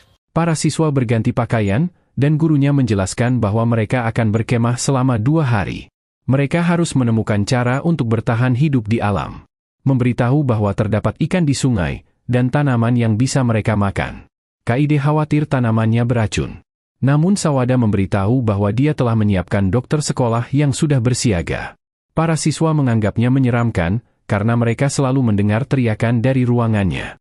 Akira berpikir mereka bisa saja bertahan hidup tanpa makan selama sehari. Tapi Sawada mengatakan itu semua adalah bagian dari pelajaran mereka. Menyebutkan bahwa ini adalah kompetisi antar kelas. Yuya bertanya apakah ada hadiah untuk pemenang. Tetapi Sawada mengungkapkan bahwa dirinya akan mendapat bonus gaji, sehingga dia pun menyuruh mereka melakukan yang terbaik. Mendengarnya, para siswa tidak terkesan. Mereka kemudian berpencar di dalam hutan, dan Yuya bingung apa yang harus mereka lakukan. Akira berpikir dia akan mudah untuk bertahan hidup. Namun mereka mengabaikannya, mengira dia bodoh. Rin menyarankan agar Yuya dan Kaide pergi memancing ikan, sementara dia dan Akira mencari beberapa tanaman yang bisa dimakan. Kita melihat semua siswa berada di tepi sungai, dan Kaide berpikir mereka terlambat. Mereka melihat Rio di tepi sungai, dan dia memberitahu bahwa semua tempat mancing yang bagus sudah habis. Kaide bingung apakah mereka harus mencoba sesuatu yang lain. Namun Yuya menggunakan skill deteksinya, dan berhasil menemukan tempat mancing lain. Ada banyak ikan di daerah tersebut, tapi Kaide berpikir airnya sangat dangkal, sehingga alat pancing mereka tidak efektif. Tetapi Yuya punya rencana lain, dan dia mulai masuk ke dalam air. Ia membandingkan ikan-ikan sungai dengan monster di hutan gelap, ikan-ikan itu tidak ada apa-apanya. Dia mengingat yang ia pelajari dari Luna, tentang cara memprediksi perilaku monster, dan dia berhasil menangkap seekor ikan dengan tangannya. Kaide terkesan melihatnya, dan Yuya pun terus menangkap semua ikan-ikan dengan anggun. Siswa lain menganggap Yuya gila, dan Kaide merasa dia sudah menangkap terlalu banyak ikan. Yuya mengaku terbawa suasana, dan ingin berterima kasih pada Luna atas ilmunya ini. Sementara itu di kota, kita melihat sebuah toko yang penuh dengan boneka. Luna menggunakan benangnya, memotong semua kepala boneka itu, dan dia menyadari bahwa kekuatannya telah meningkat. Dia mengingat kembali saat bersama Yuya. Tapi ternyata Luna sebenarnya seorang asasin, dan telah membunuh sejak dia masih kecil. Namun dia melihat Yuya adalah orang yang berbeda. Berharap dia bisa bertemu dengan Yuya dari dulu, sehingga hidupnya mungkin tidak menjadi seperti ini. Tapi dia sadar dia harus melupakan Yuya, karena Lunalah satu-satunya orang yang dijuluki sebagai headhunter. Dan dia bersiap untuk menghabisi target berikutnya. Yuya dan Kaede bertemu kembali dengan Rin, menunjukkan hasil tangkapan mereka. Dia terkejut mendengar bahwa Yuya menangkap semua ikan itu hanya dengan tangannya. Yuya bertanya apa yang terjadi pada Akira, yang sedang tersungkur ke tanah. Dia pun mengatakan bahwa Rin menggunakannya untuk menguji apakah jamurnya beracun, dan menggunakannya sebagai umpan untuk menarik perhatian beruang. Yuya khawatir padanya, memeriksa statnya untuk melihat apakah dia terkena racun. Dan merasa lega melihat Akira baik-baik saja. Rin dan Akira pun menunjukkan semua tanaman yang berhasil mereka kumpulkan. Yuya mengecek semuanya dengan skillnya, dan menyingkirkan beberapa jamur yang beracun. Mereka menuju ke gedung untuk menunjukkan pada gurunya bahan makanan yang berhasil mereka kumpulkan. Terlihat siswa lain di mana bahan makanan mereka diperiksa, untuk memastikan tidak ada yang beracun. Yuya bertemu dengan Kaori, yang bertanya tentang keadaan timnya. Mereka ngobrol tentang pengalaman mereka sampai Kaori dipanggil oleh timnya. Akira terkejut melihat betapa dekatnya Yuya dengan Kaori. Berharap dia juga bisa seperti Yuya. Mereka pun menunjukkan hasil panen mereka ke Sawada, dan dia memuji mereka karena menjadi tim pertama yang membawa banyak makanan yang aman untuk dimakan. Dia menjadi bersemangat memikirkan bonus gajinya, tetapi berkata bahwa bonusnya juga akan dinilai dari masakan mereka. Dia bertanya siapa yang akan memasak, dan mereka menunjuk Yuya. Sawada menyemangati Yuya untuk melakukan yang terbaik, mengatakan bonus gajinya bergantung pada Yuya. Yuya pun berpikir Sawada seharusnya tidak begitu jujur dengan gajinya itu. Yuya mulai menyiapkan makanan dengan lihai, berkat sedari kecil tinggal sendiri, dan juga memasak di dunia lain. Dia pun berhasil menyiapkan hidangan yang cukup mengesankan. Mereka mulai mencicipinya, dan Yuya menunggu untuk melihat reaksi mereka. Tetapi Sawada datang dengan alkoholnya, dan dia terkejut melihat makanan yang dihidangkan. Dia mencoba mencicipinya juga, dan Yuya gugup penasaran apakah mereka menyukainya. Mereka pun akhirnya memuji masakan Yuya sangat lezat. Sawada mengungkapkan bahwa meskipun kantin sekolah mereka dimasak oleh koki kelas elit, dia merasa masakan Yuya lebih enak. Dan menjadi bingung bagaimana hal itu bisa terjadi. Yuya mengingat hanya memasak untuk dirinya sendiri karena dia selalu sendirian. Namun kini dia senang karena melihat orang-orang menikmati makanannya. Setelah makan, Sawada bertanya apakah Yuya mau menikahinya, yang sontak mengejutkan semua orang. Dia mengungkapkan bahwa dia tidak bisa memasak atau membersihkan, karena dia selalu fokus pada penelitiannya. Dan dia juga belum pernah menjalin hubungan dengan seorang pria sebelumnya. Dan setelah memakan masakan Yuya, dia menganggap Yuya adalah cowok simpanannya, meminta Yuya untuk menikahinya dan merawatnya. Semua orang mengatakan pada Sawada bahwa itu ide buruk, dan Kaede bahkan mengatakan Yuya jahat. Mendengarnya, Yuya berpikir bahwa dirinya adalah teman yang gagal. Namun Sawada bersikeras untuk menikahinya, bahkan mengatakan dia akan menunggu Yuya lulus SMA. Yuya menjadi gugup, berpikir hal itu tidak pantas karena dia adalah gurunya. Mengatakan bahwa dia menganggap Sawada adalah guru yang baik. Sawada senang mendengarnya, memeluk erat Yuya dengan dadanya, sehingga Kaede pun mencoba menarik Yuya. Melihatnya, Akira berpikir Yuya adalah pria paling beruntung sedunia. I think Yuya needs to come up for air. Huh? Yuya, are you with us? Malam harinya, Yuya berteleportasi kembali ke rumah untuk mengecek Knight. Dengan beberapa bahan makanan dari inventorinya, dia dengan cepat menyiapkan makan malam. Saat Yuya melihat Knight makan, dia merasa senang melihat orang-orang menikmati makanan yang dibuatnya. Dia teleportasi kembali ke perkemahan, di mana semua orang sedang mandi bersama. Semua orang melongo menatapnya, dan Yuya bingung apa yang sedang terjadi. Akira mengatakan hal itu karena tubuhnya, dan Yuya semakin bingung apa ada yang salah dengan tubuhnya. Akira pun mengungkapkan betapa tampannya Yuya dengan ototnya yang sangat kekar. Sementara itu di kamar mandi perempuan, Rin menggoda Kaede. Mengatakan semua anak laki-laki pasti menyukainya. Tetapi mereka bertemu Kaori, dan memberitahunya bahwa guru Sawada ingin menikahi Yuya. Kaori terkejut mendengarnya, dan gadis-gadis itu mengakui bahwa Guru Sawada memang memiliki keunggulan. Kaede pun mulai berniat untuk mendekati Yuya juga. Kaori bertanya apakah Kaede menyukai Yuya. Tetapi dia dengan cepat menyangkalnya. Rin melihat Kaede terlalu nampak, tetapi Kaori penasaran tentang tipe perempuan yang Yuya suka. Keesokan paginya, beberapa siswa menemukan barang-barang mereka hancur. Menduga apakah itu mungkin perbuatan pencuri. Akira tampak khawatir, sementara Yuya memeriksa apakah semua barang mereka masih ada. Mereka memutuskan untuk mencari makanan untuk sarapan. Tetapi Akira menjadi takut melihat bekas cakar di pohon. Yuya ingat bahwa Akira mengatakan dia digunakan untuk memancing seekor beruang, dan dia mulai menyadarinya. Saat Yuya melihat sekeliling, beruang itu tiba-tiba muncul di depan para gadis, dan mereka pun segera kabur. Beruang itu mengejar mereka dan semua siswa panik. Sawada memberi isyarat untuk berlindung bersamanya. Beruang itu berlari ke meja, dan Sawada menyuruh mereka untuk mencari tempat aman.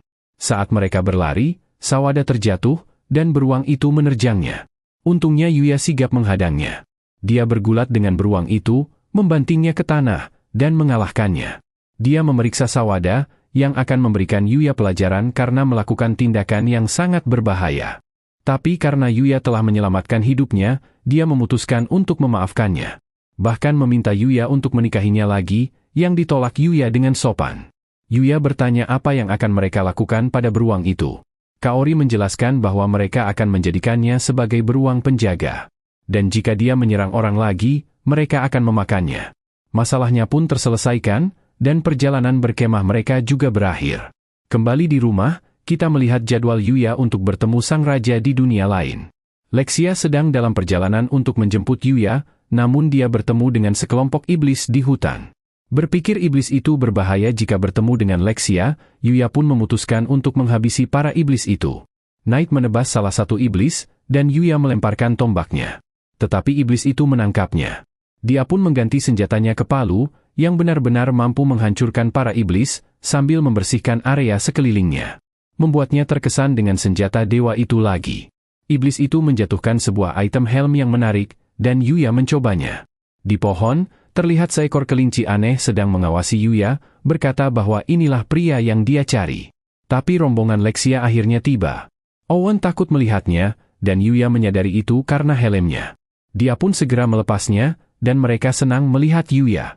Mereka bertanya apakah Yuya siap bertemu raja, dan secara resmi mengundangnya untuk bergabung dengan rombongan mereka ke istana. Namun, Knight tiba-tiba melompati Lexia, dan sebuah pohon di sebelahnya tumbang. Yuya pun menebasnya menjadi dua di udara. Yuya mendapati seutas benang yang sering digunakan Luna. Menyadari bahwa Knight mencoba melindungi sang putri.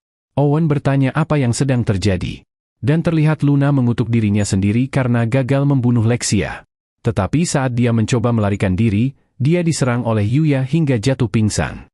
Yuya terkejut karena ternyata orang itu adalah Luna. Lexia menghampirinya, bertanya siapa gadis itu. Yuya mengatakan padanya bahwa Luna adalah orang yang mencoba menyerangnya. Dan Yuya menyadari bahwa Knight mungkin tahu semua tentang Luna. Yuya meminta izin ingin menyembuhkan luka Luna. Dan membawanya kembali ke rumahnya, agar dia bisa bertanya pada Luna apa sebenarnya maksud dari serangannya itu. Tidak ingin terlalu cepat berasumsi bahwa Luna adalah penjahat. Lexia mengabulkan permintaannya, dan Owen datang dengan panik. Mengatakan pada Lexia untuk tidak lari sendirian.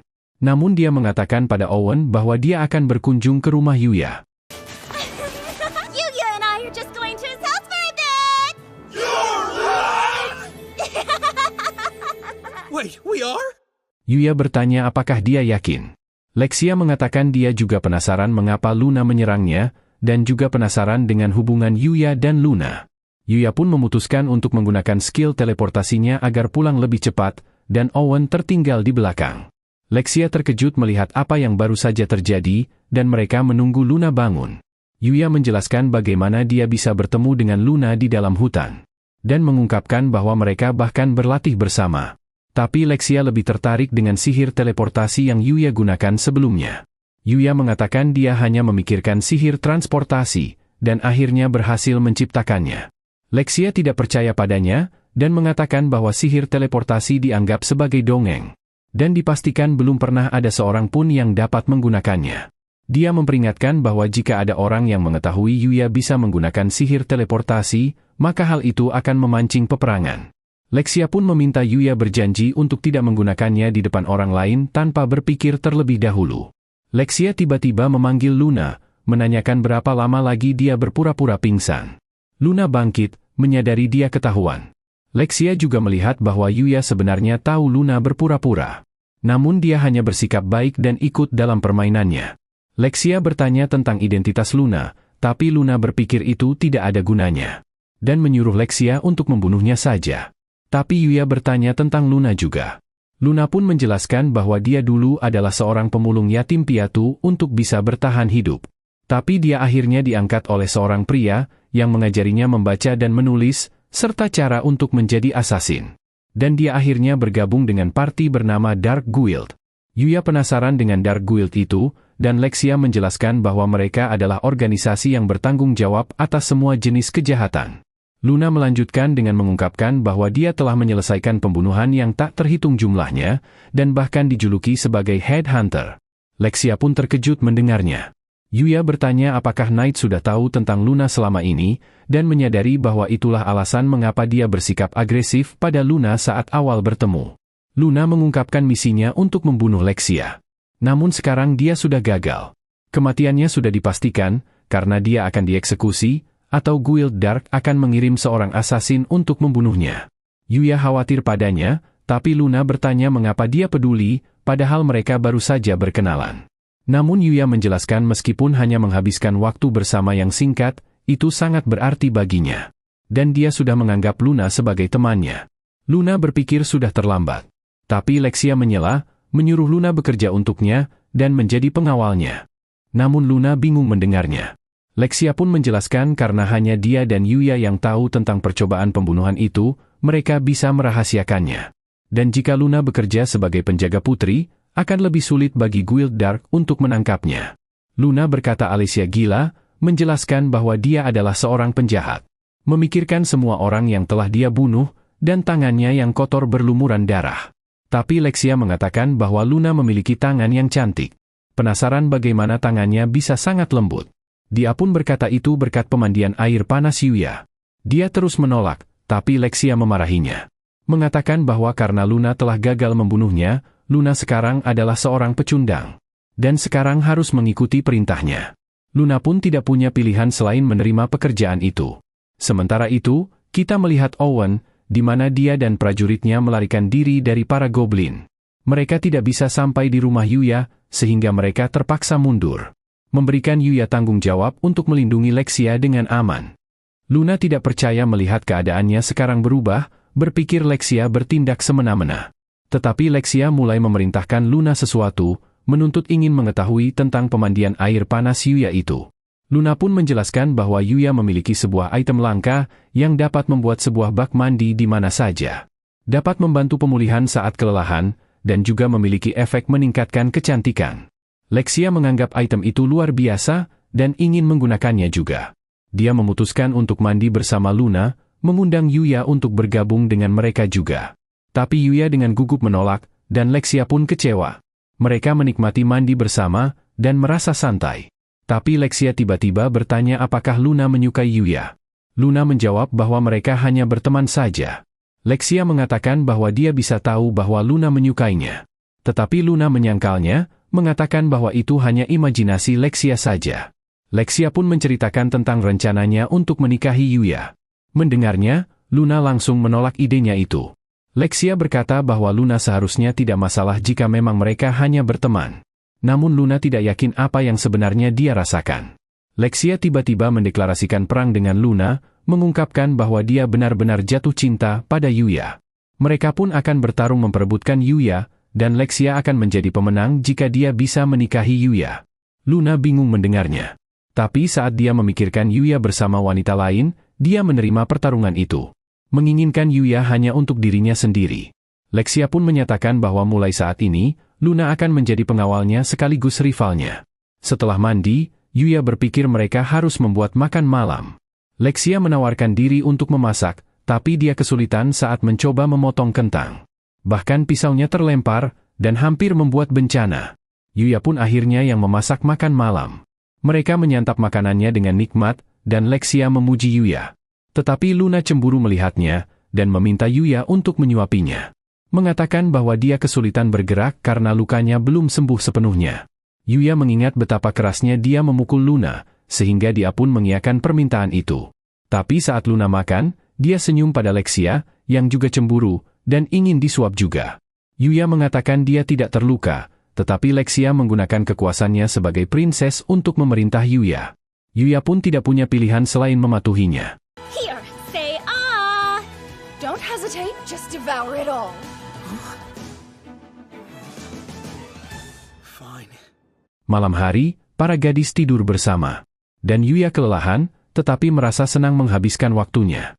Keesokan harinya, mereka bertemu kembali dengan Owen dan anak buahnya. Yuya meminta maaf karena meninggalkannya. Owen kemudian bertanya tentang temannya, dan Yuya memperkenalkan Knight sekali lagi. Owen berterima kasih padanya karena telah menyelamatkan Lexia kemarin. Dan dia terus bertanya tentang identitas Luna. Lexia secara belak-belakan menjelaskan bahwa Luna adalah seorang asasin yang mencoba membunuhnya. Tetapi sekarang akan bekerja sebagai pengawalnya. Semua orang terkejut mendengarnya, dan Luna tidak percaya secepat itu Lexia mengungkapkan rahasianya. Owen langsung mengepung Luna, tetapi Lexia menyuruhnya mundur. Owen menolak, mengatakan Luna tidak bisa dipercaya. Tetapi Lexia menjelaskan bahwa mereka semalam tidur bersama. Jadi jika Luna memang benar-benar ingin membunuhnya, dia pasti sudah mati. Owen akhirnya menyerah, tetapi mengatakan tetap akan mengawasinya. Yuya tiba-tiba menyela, mengatakan dia tidak bisa lagi pergi bersama mereka ke istana karena mereka telah menghabiskan waktu di rumahnya. Dia tidak punya waktu lagi untuk melakukan perjalanan, karena dia harus kembali ke sekolah.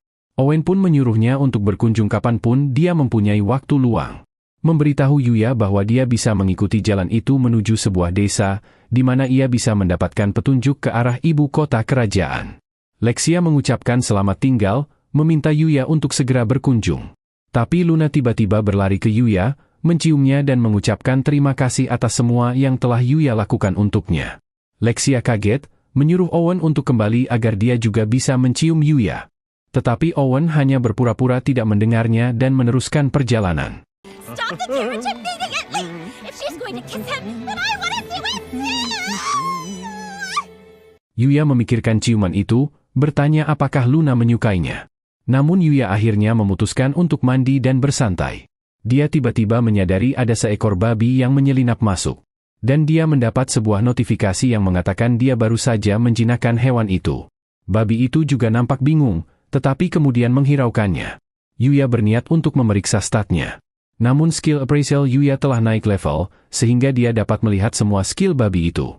Dia melihat babi itu memiliki skill yang disebut Holy Ground, dan bertanya ingin melihat skill tersebut. Makhluk itu pun menciptakan sebuah medan cahaya di sekeliling mereka, dan tampaknya memberikan Yuya sebuah buff. Luna terkesan melihatnya dan memutuskan untuk memberinya nama. Melihat dari penampilannya, dia memutuskan untuk menyebutnya Akatsuki. Like it?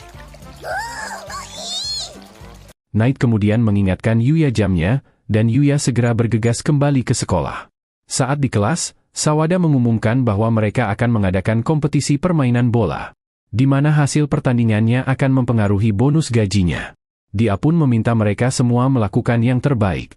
Acara pertama adalah sepak bola, dan kelas mereka dibagi menjadi 2 tim. Yuya bermain sebagai penjaga gawang, karena dia tidak begitu paham dengan aturannya. Saat permainan dimulai, Rio bermain layaknya binatang buas.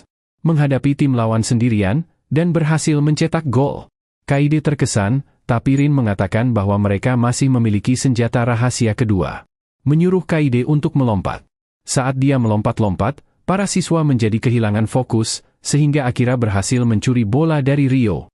Mental Akira semakin meningkat, dan Rin menyadari rencananya menjadi bumerang bagi timnya sendiri. Akira melewati semua orang, dan melepaskan tembakan. Tapi Yuya menghentikannya dalam sekejap, dan semua orang terkejut dengan gerakannya. Yuya bingung apa yang harus dia lakukan dengan bola itu.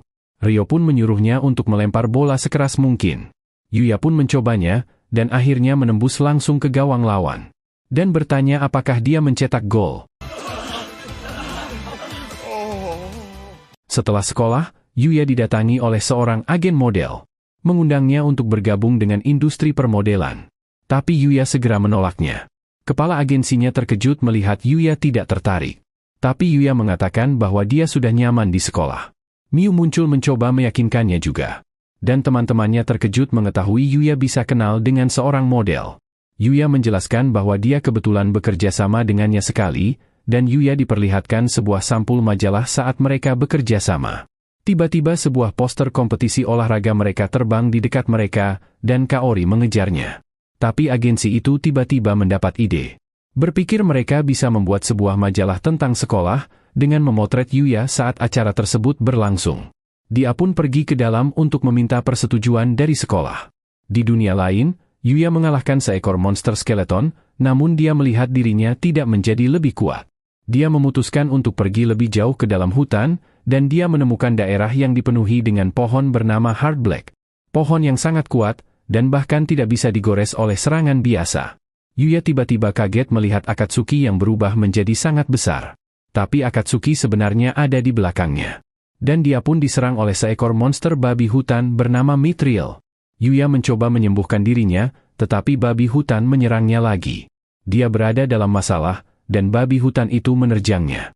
Tapi babi hutan itu tiba-tiba terlempar, di mana seekor kelinci aneh tiba-tiba muncul. Ia memperkenalkan dirinya bernama Usagi, dan Yuya terkejut ia bisa berbicara.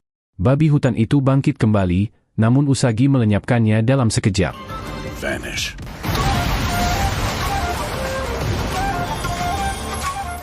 Yuya terkejut melihat kekuatannya yang bahkan menghancurkan pepohonan di sekitarnya. Dia memeriksa statistiknya, dan melihat kelinci itu sangat kuat, dengan gelarnya bernama Dewa Penendang. Yuya mengucapkan terima kasih atas bantuannya, dan si kelinci meminta Yuya untuk menunjukkan tendangannya. Yuya menunjukkan tendangannya, dan Usagi melihat potensi dalam diri Yuya. Usagi memamerkan tendangannya, menembus beberapa pohon di depannya. Dan dia mulai melatih Yuya untuk melakukan hal yang sama. Setelah beberapa saat, Yuya berhasil menghancurkan sebuah pohon, dan Yuya lanjut dengan melakukan sparring bersama Usagi. Yuya bertanya mengapa sang kelinci melatihnya. Usagi mengungkapkan karena dia ingin Yuya menjadi penggantinya. Kelinci itu menjelaskan bahwa dia dikenal sebagai seorang dewa, dan merupakan tugasnya untuk meneruskan teknik-tekniknya.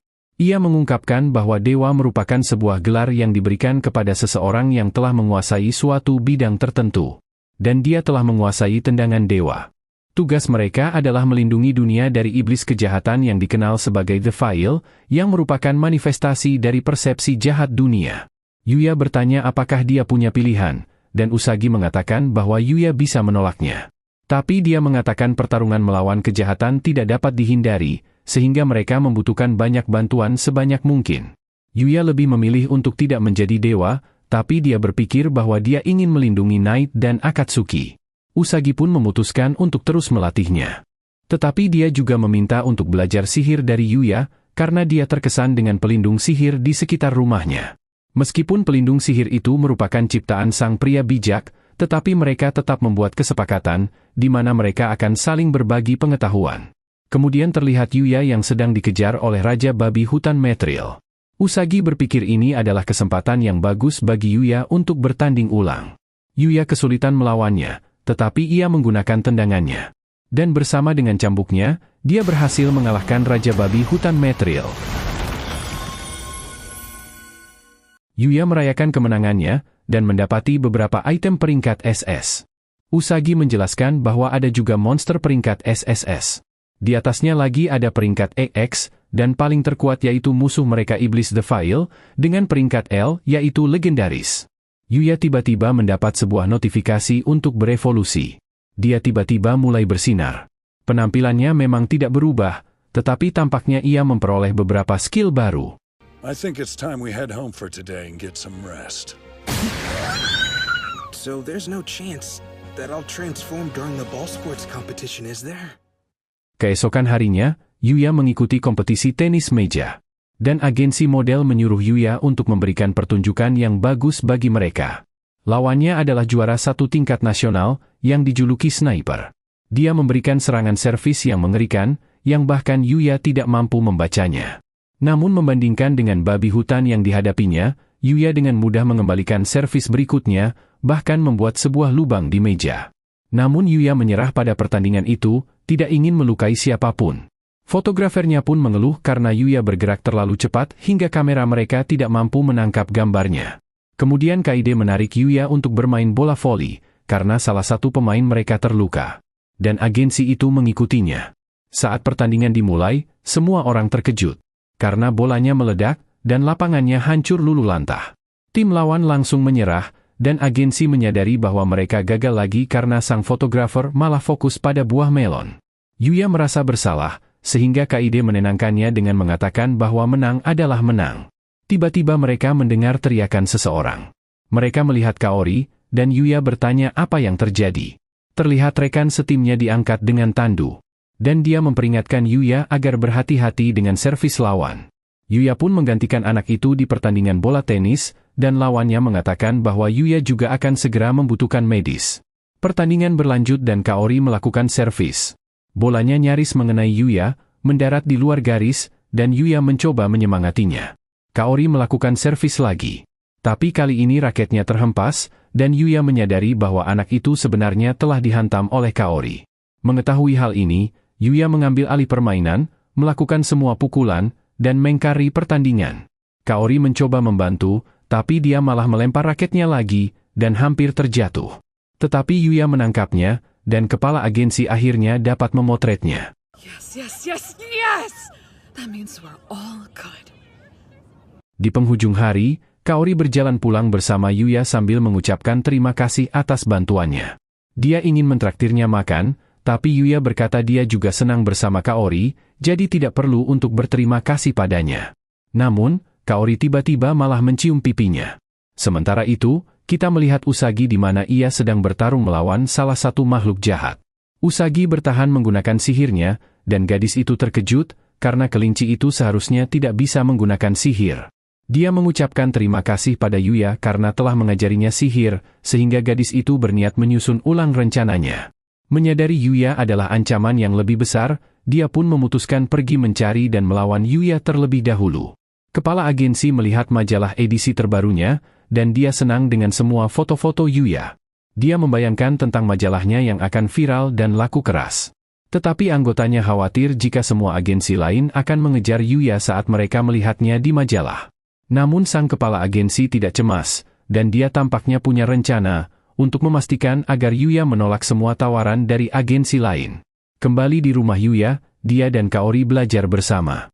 Yuya berterima kasih padanya karena telah membantunya belajar matematika. Tapi Kaori berkata itu tidak masalah, karena Yuya juga telah mengajarinya bahasa Inggris. Yuya pun bersyukur karena skillnya dari dunia lain mampu membuat bahasa Inggris mudah untuk dipahami. Flashback sebelumnya, terlihat Yuya dan Kaori berjalan pulang bersama.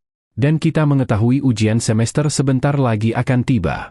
Yuya khawatir apakah dia bisa melewati ujiannya, dan Kaori terkejut ternyata ada sesuatu yang Yuya tidak pandai. Kaori pun menyarankan agar mereka belajar bersama. Dia bertemu Akatsuki untuk pertama kalinya. Dan dia melihat kedua hewan peliharaannya sangat lucu saat sedang tertidur. Kaori kemudian izin untuk menggunakan toiletnya. Tapi setelah dia pergi, Yuya penasaran apakah dia bisa menemukannya. Namun Kaori sampai di depan pintu menuju dunia lain, dan Yuya mengejarnya. Kaori mengatakan dia merasa seperti dipanggil dari pintu itu, dan Yuya menjadi gugup. Yuya pun mengungkapkan bahwa pintu itu terhubung ke dunia lain, dan dia menyuruh Kaori untuk mencoba meletakkan tangannya melewati pintu. Tangannya terhenti oleh penghalang, dan Yuya menjelaskan bahwa hanya orang yang dia izinkan yang bisa melewatinya. Kaori bertanya seperti apa dunia lain itu. Yuya menjelaskan bahwa dunia itu adalah dunia yang dipenuhi monster dan sihir. Menunjukkan bahwa dia bisa menggunakan sihir. Kaori kagum, dan Yuya menjelaskan sihir itu berkat dunia lain. Di mana dia belajar skill yang memungkinkannya untuk menangani para penjahat yang menyerang sekolah. Dan menyelamatkan semua orang dari kebakaran di mall. Kaori masih tak percaya, dan Yuya menawarkan untuk mengajaknya berkeliling di dunia lain. Dia memegang tangannya, dan mereka berdua mulai masuk ke dunia lain. Kaori terkejut melihat benar-benar ada dunia lain di balik pintu itu. Dan Yuya mengatakan padanya bahwa Knight dan Akatsuki juga berasal dari dunia ini. Dia menjelaskan Knight adalah ras Fenrir serigala, dan Akatsuki seperti babi. Tapi Akatsuki tersinggung mendengarnya. Notif status Kaori tiba-tiba muncul, Dan Yuya menjelaskan bahwa kemampuan di dunia ini adalah ditunjukkan dengan stat. Yuya terkejut melihat statistik awal Kaori jauh lebih tinggi daripada saat Yuya dulu. Mengingat bagaimana dia hanya mendapat 1 poin di setiap statnya. Yuya menjelaskan bahwa dia naik level di dunia ini, sehingga penampilannya berubah total karena hal itu. Dia merasa seperti berbuat curang, namun berpikir dia tidak akan diterima oleh semua orang jika penampilannya buruk. Tetapi Kaori mengubah topik pembicaraan. Ingin melihat lebih banyak tentang dunia ini. Yuya menjelaskan bahwa akan berbahaya jika mereka pergi keluar dari perisai sihir rumahnya. Namun berkata akan menunjukkannya di lain waktu. Mereka membuat janji kelingking, dan Yuya meminta Kaori untuk menjaga rahasianya. Membuat Kaori merasa seperti mereka memiliki ikatan spesial, dan dia mulai merasa lebih dekat dengan Yuya. Sementara itu di ibu kota kerajaan, Lexia tiba di istana. Dan sang raja bingung mengapa Yuya tidak bersama mereka. Owen menjelaskan rencana mereka harus berubah, dan raja bertanya apakah ini semua ada hubungannya dengan Luna. Luna segera mengakui bahwa dia mencoba membunuh Lexia. Raja langsung mengambil pedangnya, bersiap untuk mengeksekusinya. Dia menerjang Luna, tapi dia tiba-tiba terhenti. Raja mengakui kehebatan Luna, karena Luna menyadari pedang itu memiliki kemampuan untuk memotong apapun yang ditebasnya. Sehingga Luna pun menghentikan tangannya, bukan pedang itu. Lexia marah pada ayahnya, mengatakan bahwa itu adalah keputusannya untuk menjadikan Luna sebagai pengawal. Dan mengatakan akan membenci ayahnya jika dia menyakiti Luna. Sang raja tak kuasa mendengarnya, dan dia akhirnya mengakui Luna sebagai salah satu pengawal Lexia. Setelah itu, raja bertanya lebih lanjut kepada Owen tentang Luna. Dan Owen menjelaskan bahwa Luna dijuluki sebagai headhunter dari Guild Dark. Sang raja bertanya apa hubungannya dengan Yuya. Dan Owen menjelaskan bahwa Yuya adalah orang yang menangkap Luna. Dan Yuyalah yang membawa Luna dan Lexia kembali ke rumahnya. Tapi mendengar bahwa Lexia menginap di rumah seorang pria, raja mulai mengamuk. Berniat untuk mencincang-cincang Yuya. Owen mengatakan padanya bahwa tidak terjadi apa-apa. Tetapi raja berkata bahwa Owen tidak yakin karena dia sendiri tidak ada di sana. Sementara itu, kita melihat pria bertopeng yang mencoba membunuh Lexia. Kita mengetahui bahwa dia ternyata adalah pangeran pertama bernama Ragar. Dan bawahannya memberitahu tentang seorang bangsawan yang menyewa Luna untuk membunuh Lexia. Tetapi berakhir dengan kegagalan karena Yuya menghalanginya. Dan Luna bahkan sekarang malah menjadi pengawal Lexia. Bawahannya juga menyebutkan bahwa Yuya diundang ke istana kerajaan, dan hal ini memberi Ragar sebuah ide. Dia memberi bawahannya senjata rahasianya, sebuah penyegel perisai sihir, yang menciptakan sebuah area yang dapat menonaktifkan semua sihir. Hal ini akan membuat semua pengawal sihir raja tidak berdaya, sehingga satu-satunya yang harus mereka hadapi tersisa Owen dan Luna. Pria itu khawatir identitasnya akan terbongkar jika rencananya gagal. Tapi Ragar berpikir mereka dapat memfitnah Yuya saat dia berkunjung ke istana.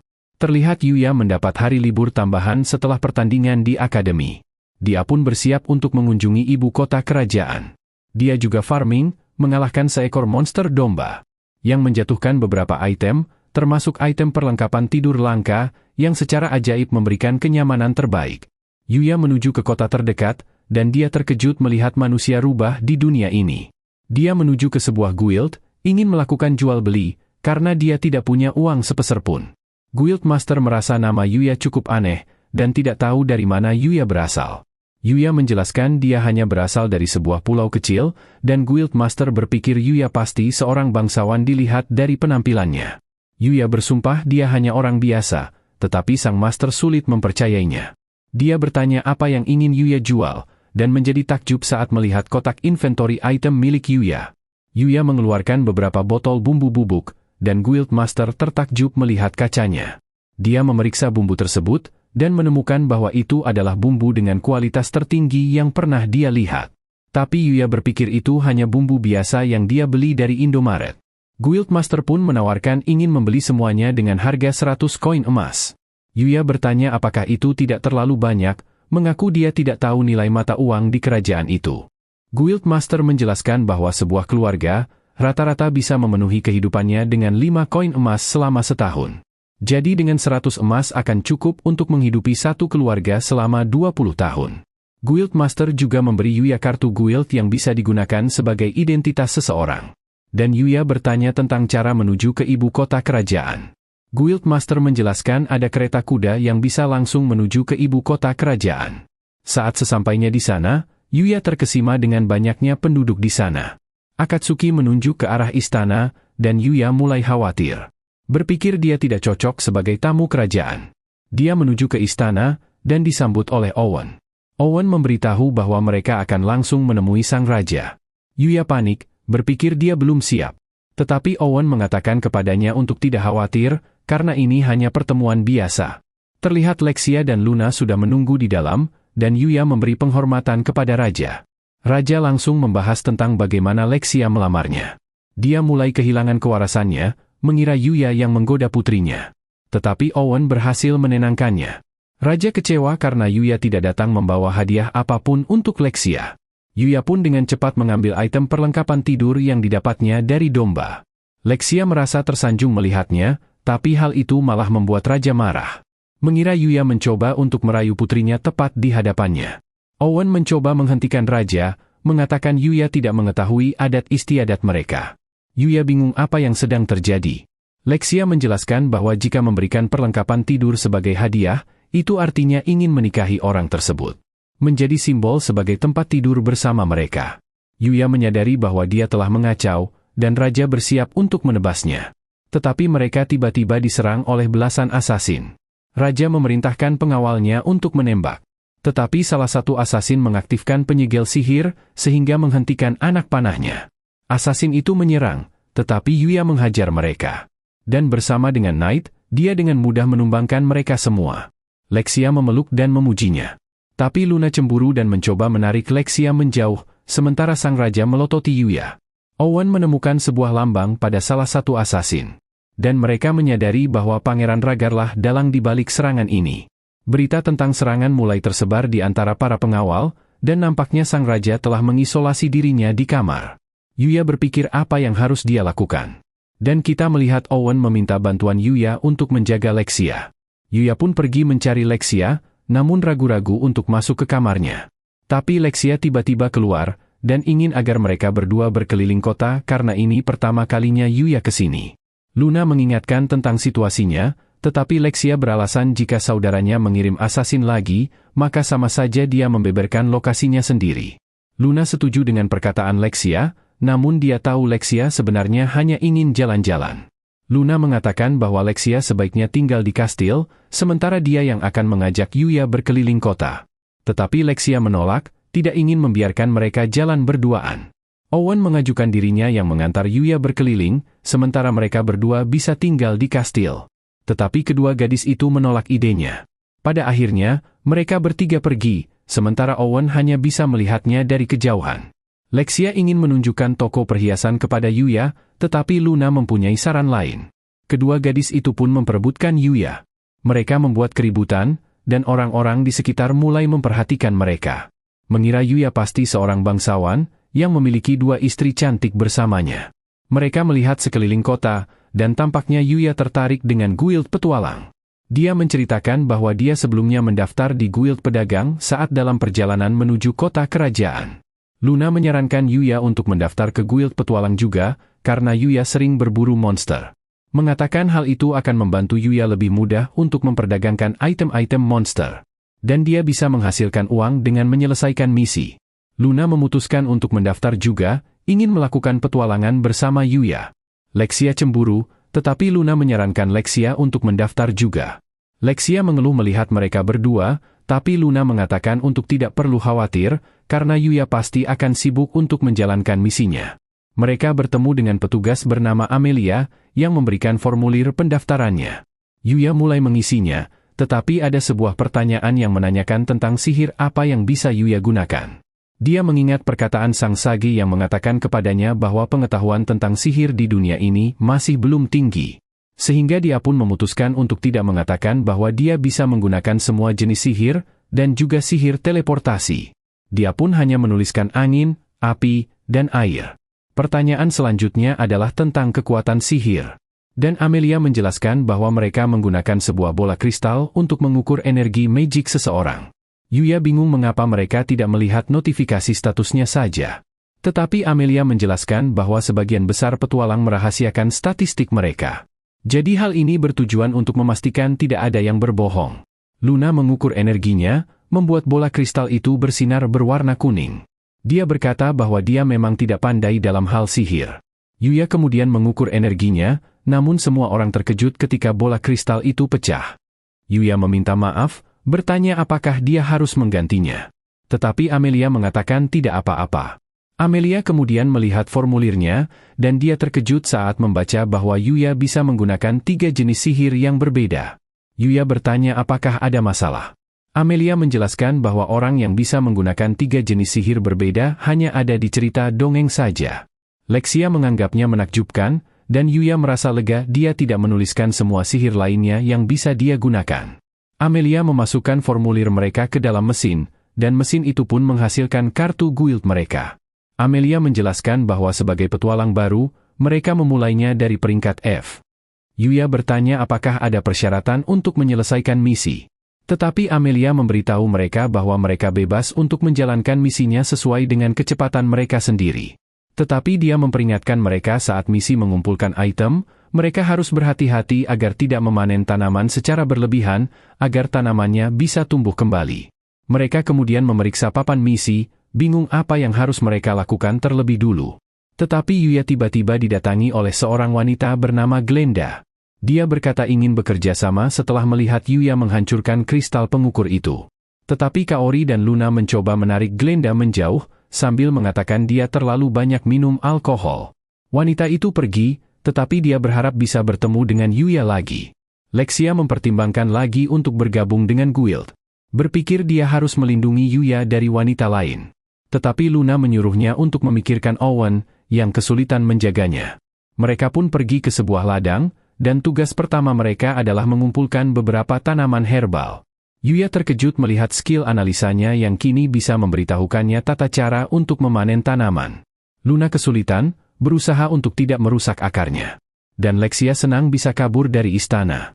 Dia mengajukan kompetisi dengan Luna, untuk melihat siapa yang bisa mengumpulkan herbal yang paling berharga. Di mana pemenangnya akan mendapatkan tiket berkencan dengan Yuya selama 1 hari penuh. Namun Owen mengingatkan mereka untuk tidak memanen tanaman secara berlebihan di area tersebut. Mereka semua pun mulai pergi, dan Yuya ditinggal sendirian. Yuya kemudian berhasil menemukan tanaman penyembuh mana. Akatsuki mencoba membantu, tetapi dia malah menemukan tanaman yang sangat beracun. Para gadis kembali dengan tanaman mereka, dan Yuya mulai memeriksa apa saja yang mereka panen. Tapi Owen tiba-tiba datang dengan panik, mengatakan mereka telah menemukan lokasi sang pangeran pertama. Dan dia meminta bantuan Yuya. Lexia dan Luna harus pulang ke istana, sementara Yuya dan Owen melanjutkan perjalanan. Mereka tiba di sebuah rumah kosong, yang tampaknya sepi. Owen menduga bahwa pangeran mungkin sudah ditangkap oleh tentara sebelumnya. Tetapi ketika mereka memasuki rumah itu untuk memeriksanya, sebuah pisau langsung mengenai salah satu pengawal. Mereka menemukan pangeran menyandera salah satu pengawal. Tetapi Yuya melepaskan Knight, yang berhasil menyelamatkan pria itu. Owen mengepungnya, menyuruhnya menyerah. Tapi sang pangeran menolak, dan langsung menebas mereka.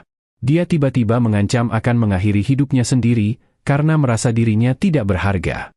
Owen tidak tahu apa yang harus dia lakukan, tetapi Yuya dengan cepat langsung menghentikannya. Pangeran mencoba menyerang Yuya, tetapi ia malah terjatuh ke lantai. Kemudian, Owen berterima kasih pada Yuya atas bantuannya, dan mereka bersiap membawa pangeran pulang. Namun tiba-tiba, muncul sebuah ledakan, hingga rumah itu hancur. Pangeran kemudian merasa lega melihat gadis kejahatan muncul. Namun gadis itu menganalisa situasinya, dan memutuskan bahwa pangeran telah gagal. Sehingga ia tidak memerlukan pangeran lagi. Pangeran terkejut mendengarnya, mengira gadis itu ingin membantunya menjadi raja. Tapi gadis itu mengungkapkan rencananya yang sebenarnya, yaitu hanya memanfaatkan sang pangeran untuk memulai perang dan membunuh sebanyak mungkin para penduduk. Pangeran menyadari bahwa dia telah ditipu, dan gadis itu bersiap untuk menghabisinya. Owen mencoba menyelamatkannya, tetapi tiba-tiba sebuah anak panah melesat menghentikannya. Yuya bingung dari mana anak panah itu berasal, tetapi gadis itu mulai melepaskan ratusan anak panah ke arah mereka. Owen kemudian bertanya apa sebenarnya tujuan gadis itu. Gadis itu pun mengungkapkan bahwa dia ingin memusnahkan seluruh umat manusia.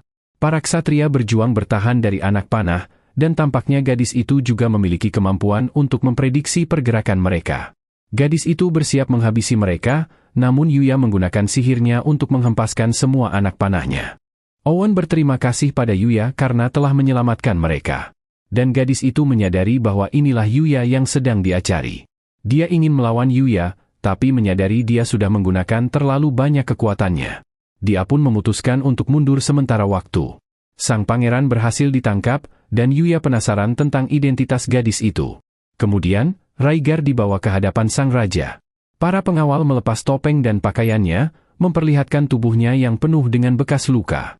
Lexia tak kuasa untuk melihatnya, dan terungkap bahwa Lexia sebenarnya yang bertanggung jawab atas luka itu, karena dia pernah kehilangan kendali saat menggunakan sihirnya.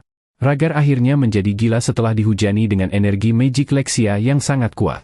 Dan akhirnya muncul perasaan untuk balas dendam.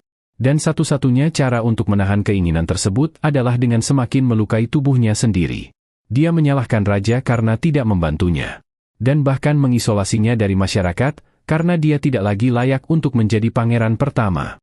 Dia diperlakukan seolah-olah tidak ada, dan Yuya tampaknya bisa memahami perasaan Rhaegar. Rhaegar hanya ingin penderitaannya berakhir, dan dia memohon untuk segera dibunuh. Yuya tiba-tiba menyela, mengatakan dia mungkin bisa membantu. Dia pun mengeluarkan jus penyembuhannya. Rhaegar pada awalnya mencoba melawan, tetapi bekas lukanya akhirnya sembuh sepenuhnya. Semua orang terkejut dan Rhaegar segera melihat ke cermin, dan dia tidak percaya tubuhnya telah disembuhkan. Yuya menjelaskan jusnya terbuat dari tanaman herbal penyembuh segala penyakit. Sang raja terkejut melihatnya, karena tanaman itu adalah herbal legendaris yang hanya dianggap sebagai mitos. Dia pun berterima kasih kepada Yuya karena menggunakan item langka itu untuk menyembuhkan putranya. Yuya mengatakan kepadanya untuk tidak khawatir, karena dia menanam herbal itu di kebunnya. Rhaegar mulai tertawa, berpikir bahwa meskipun dia sudah sembuh, dia tetap harus menghadapi hukuman mati. Lexia bertanya kejahatan apa yang telah dia lakukan. Sang raja pun berkata Rhaegar telah melakukan beberapa kali percobaan pembunuhan. Lexia mengatakan bahwa karena kejahatannya hanya ditujukan padanya, dia memutuskan untuk memaafkan Rhaegar. Namun raja menjelaskan bahwa kasusnya tidak sesederhana itu, mengatakan Rhaegar juga menyerang dirinya. Tetapi Lexia bersikeras menyuruh ayahnya memaafkan Rhaegar juga. Sang raja pun akhirnya setuju, dan Rhaegar pun terbebas dari hukuman matinya. Setelah itu, sang raja mempertimbangkan untuk memberikan Yuya sebuah hadiah. Lexia menawarkan dirinya sebagai hadiah, dan Luna juga menawarkan dirinya untuk menikah dengan Yuya. Namun, sang raja akhirnya memberi Yuya sebuah gelar Lord Knight, dan juga memberinya sebidang tanah dan sebuah rumah mewah. Kemudian, Yuya pulang ke kamarnya untuk beristirahat. Dia bermimpi melawan gadis misterius itu. Tetapi dia dikalahkan, dan tiba-tiba terbangun. Keesokan harinya di sekolah, teman-temannya mengajak Yuya jalan-jalan. Tapi dia bergegas pergi setelah kelas, bahkan berlari begitu saja melewati Kaori. Saat dia berlari pulang, yang dia pikirkan hanyalah gadis misterius itu. Dia kembali ke dunia lain, berlatih sekeras mungkin, agar dia bisa siap untuk pertarungannya melawan gadis penjahat itu. Knight merasakan sesuatu, dan mereka tiba-tiba diserang. Gadis itu muncul, dan Yuya bertanya mengapa dia menyerangnya. Gadis itu mengungkapkan bahwa dia ingin membalaskan dendamnya. Dan Yuya adalah seseorang yang bisa menghalangi rencananya itu. Sementara itu, kita melihat Kaori mengunjungi rumah Yuya, yang ingin belajar bersama Yuya. Pintunya terbuka, sehingga dia memutuskan untuk masuk. Dia berkeliling di dunia lain, berharap bertemu dengan Yuya. Tetapi dia tiba-tiba mendengar sebuah ledakan dari kejauhan. Terlihat gadis itu meluncurkan anak panahnya ke arah Yuya. Tapi Yuya menerjangnya bersama dengan Knight. Yuya berhasil mendaratkan tendangan keras diikuti oleh serangan kuat Knight. Gadis itu terkesan, berpikir dia harus menghabisi Yuya dengan cepat sebelum Yuya menjadi lebih kuat. Dia mulai menembaki Yuya, dan Yuya menyadari Kaori ada di area tersebut. Kaori ketakutan, dan Yuya mencoba melindunginya, menciptakan sebuah ledakan besar. Gadis itu bersiap menghabisi Yuya, melepaskan serangan terkuatnya. Namun Usagi tiba-tiba muncul dan menghentikan serangan itu. Dia meminta maaf karena terlambat, dan mengatakan bahwa dia sibuk melakukan penyelidikan. Dia telah menyelidiki bahwa nama gadis itu adalah Yudi. Usagi juga menemukan bahwa gadis itu sebenarnya adalah murid Dewa Pemanah. Yudi pun mengungkapkan bahwa gurunya terbunuh, sehingga dia ingin membalaskan dendamnya. Yudi berkata bahwa Usagi selalu muncul terlambat, sementara gurunya selalu berada di garis depan demi melindungi manusia. Tetapi gurunya akhirnya dikhianati oleh manusia itu sendiri. Usagi mengatakan, itu sudah menjadi tugasnya sebagai dewa untuk melawan penjahat.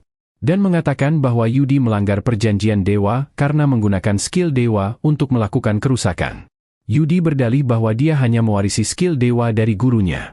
Dia tidak pernah mengambil gelar sebagai seorang dewa, sehingga dia tidak terikat oleh perjanjian dewa itu. Mereka pun mulai bertarung, dan Yuya menggunakan tendangan dewa yang diajarkan Usagi. Menciptakan sebuah celah, dan Usagi mendaratkan tendangan yang sangat kuat pada Yudi. Yudi menolak untuk menyerah, menganggap manusia sebagai sampah yang tidak berharga. Dan dia mulai menggunakan kekuatan kegelapannya. Dia berteriak, dan Yuya kesulitan berdiri tegak. Dia menerjang Usagi, dan mereka saling bertukar serangan. Usagi terkena serangan kritikal, dan keadaan terlihat buruk. Tapi Akatsuki tiba-tiba mulai masuk ke pertarungan. Mengaktifkan skill Holy Ground-nya, dan mampu menghapus kekuatan kegelapan Yudi. Memberikan Yuya kesempatan untuk menjatuhkannya. Kemudian, Usagi pun mengungkapkan bahwa selain dewa, ada juga hewan suci yang berdiri untuk melawan kejahatan. Dan Akatsuki merupakan salah satunya. Usagi menjelaskan bahwa Yudi sekarang seharusnya sudah tidak bisa menggunakan kekuatan jahatnya lagi. Dia pun memutuskan untuk menyerahkan Yudi pada Yuya.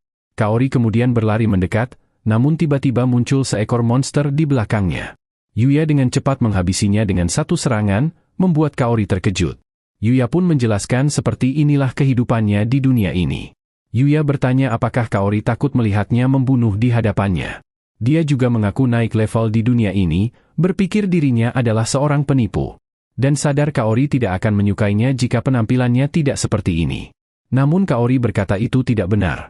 Mengaku bahwa Yuya sama sekali tidak berubah sejak pertama kali Yuya menyelamatkannya. Mengatakan Yuya selalu menjadi orang baik. Dan mengaku bahwa dia selalu menyukai Yuya sejak pertama kali mereka bertemu. Itulah dia guys rekap dari anime yang berjudul Aku Mendapat Skill Curang di Dunia Lain dan Menjadi Tak Tertandingi di Dunia Nyata. Sampai jumpa di video selanjutnya.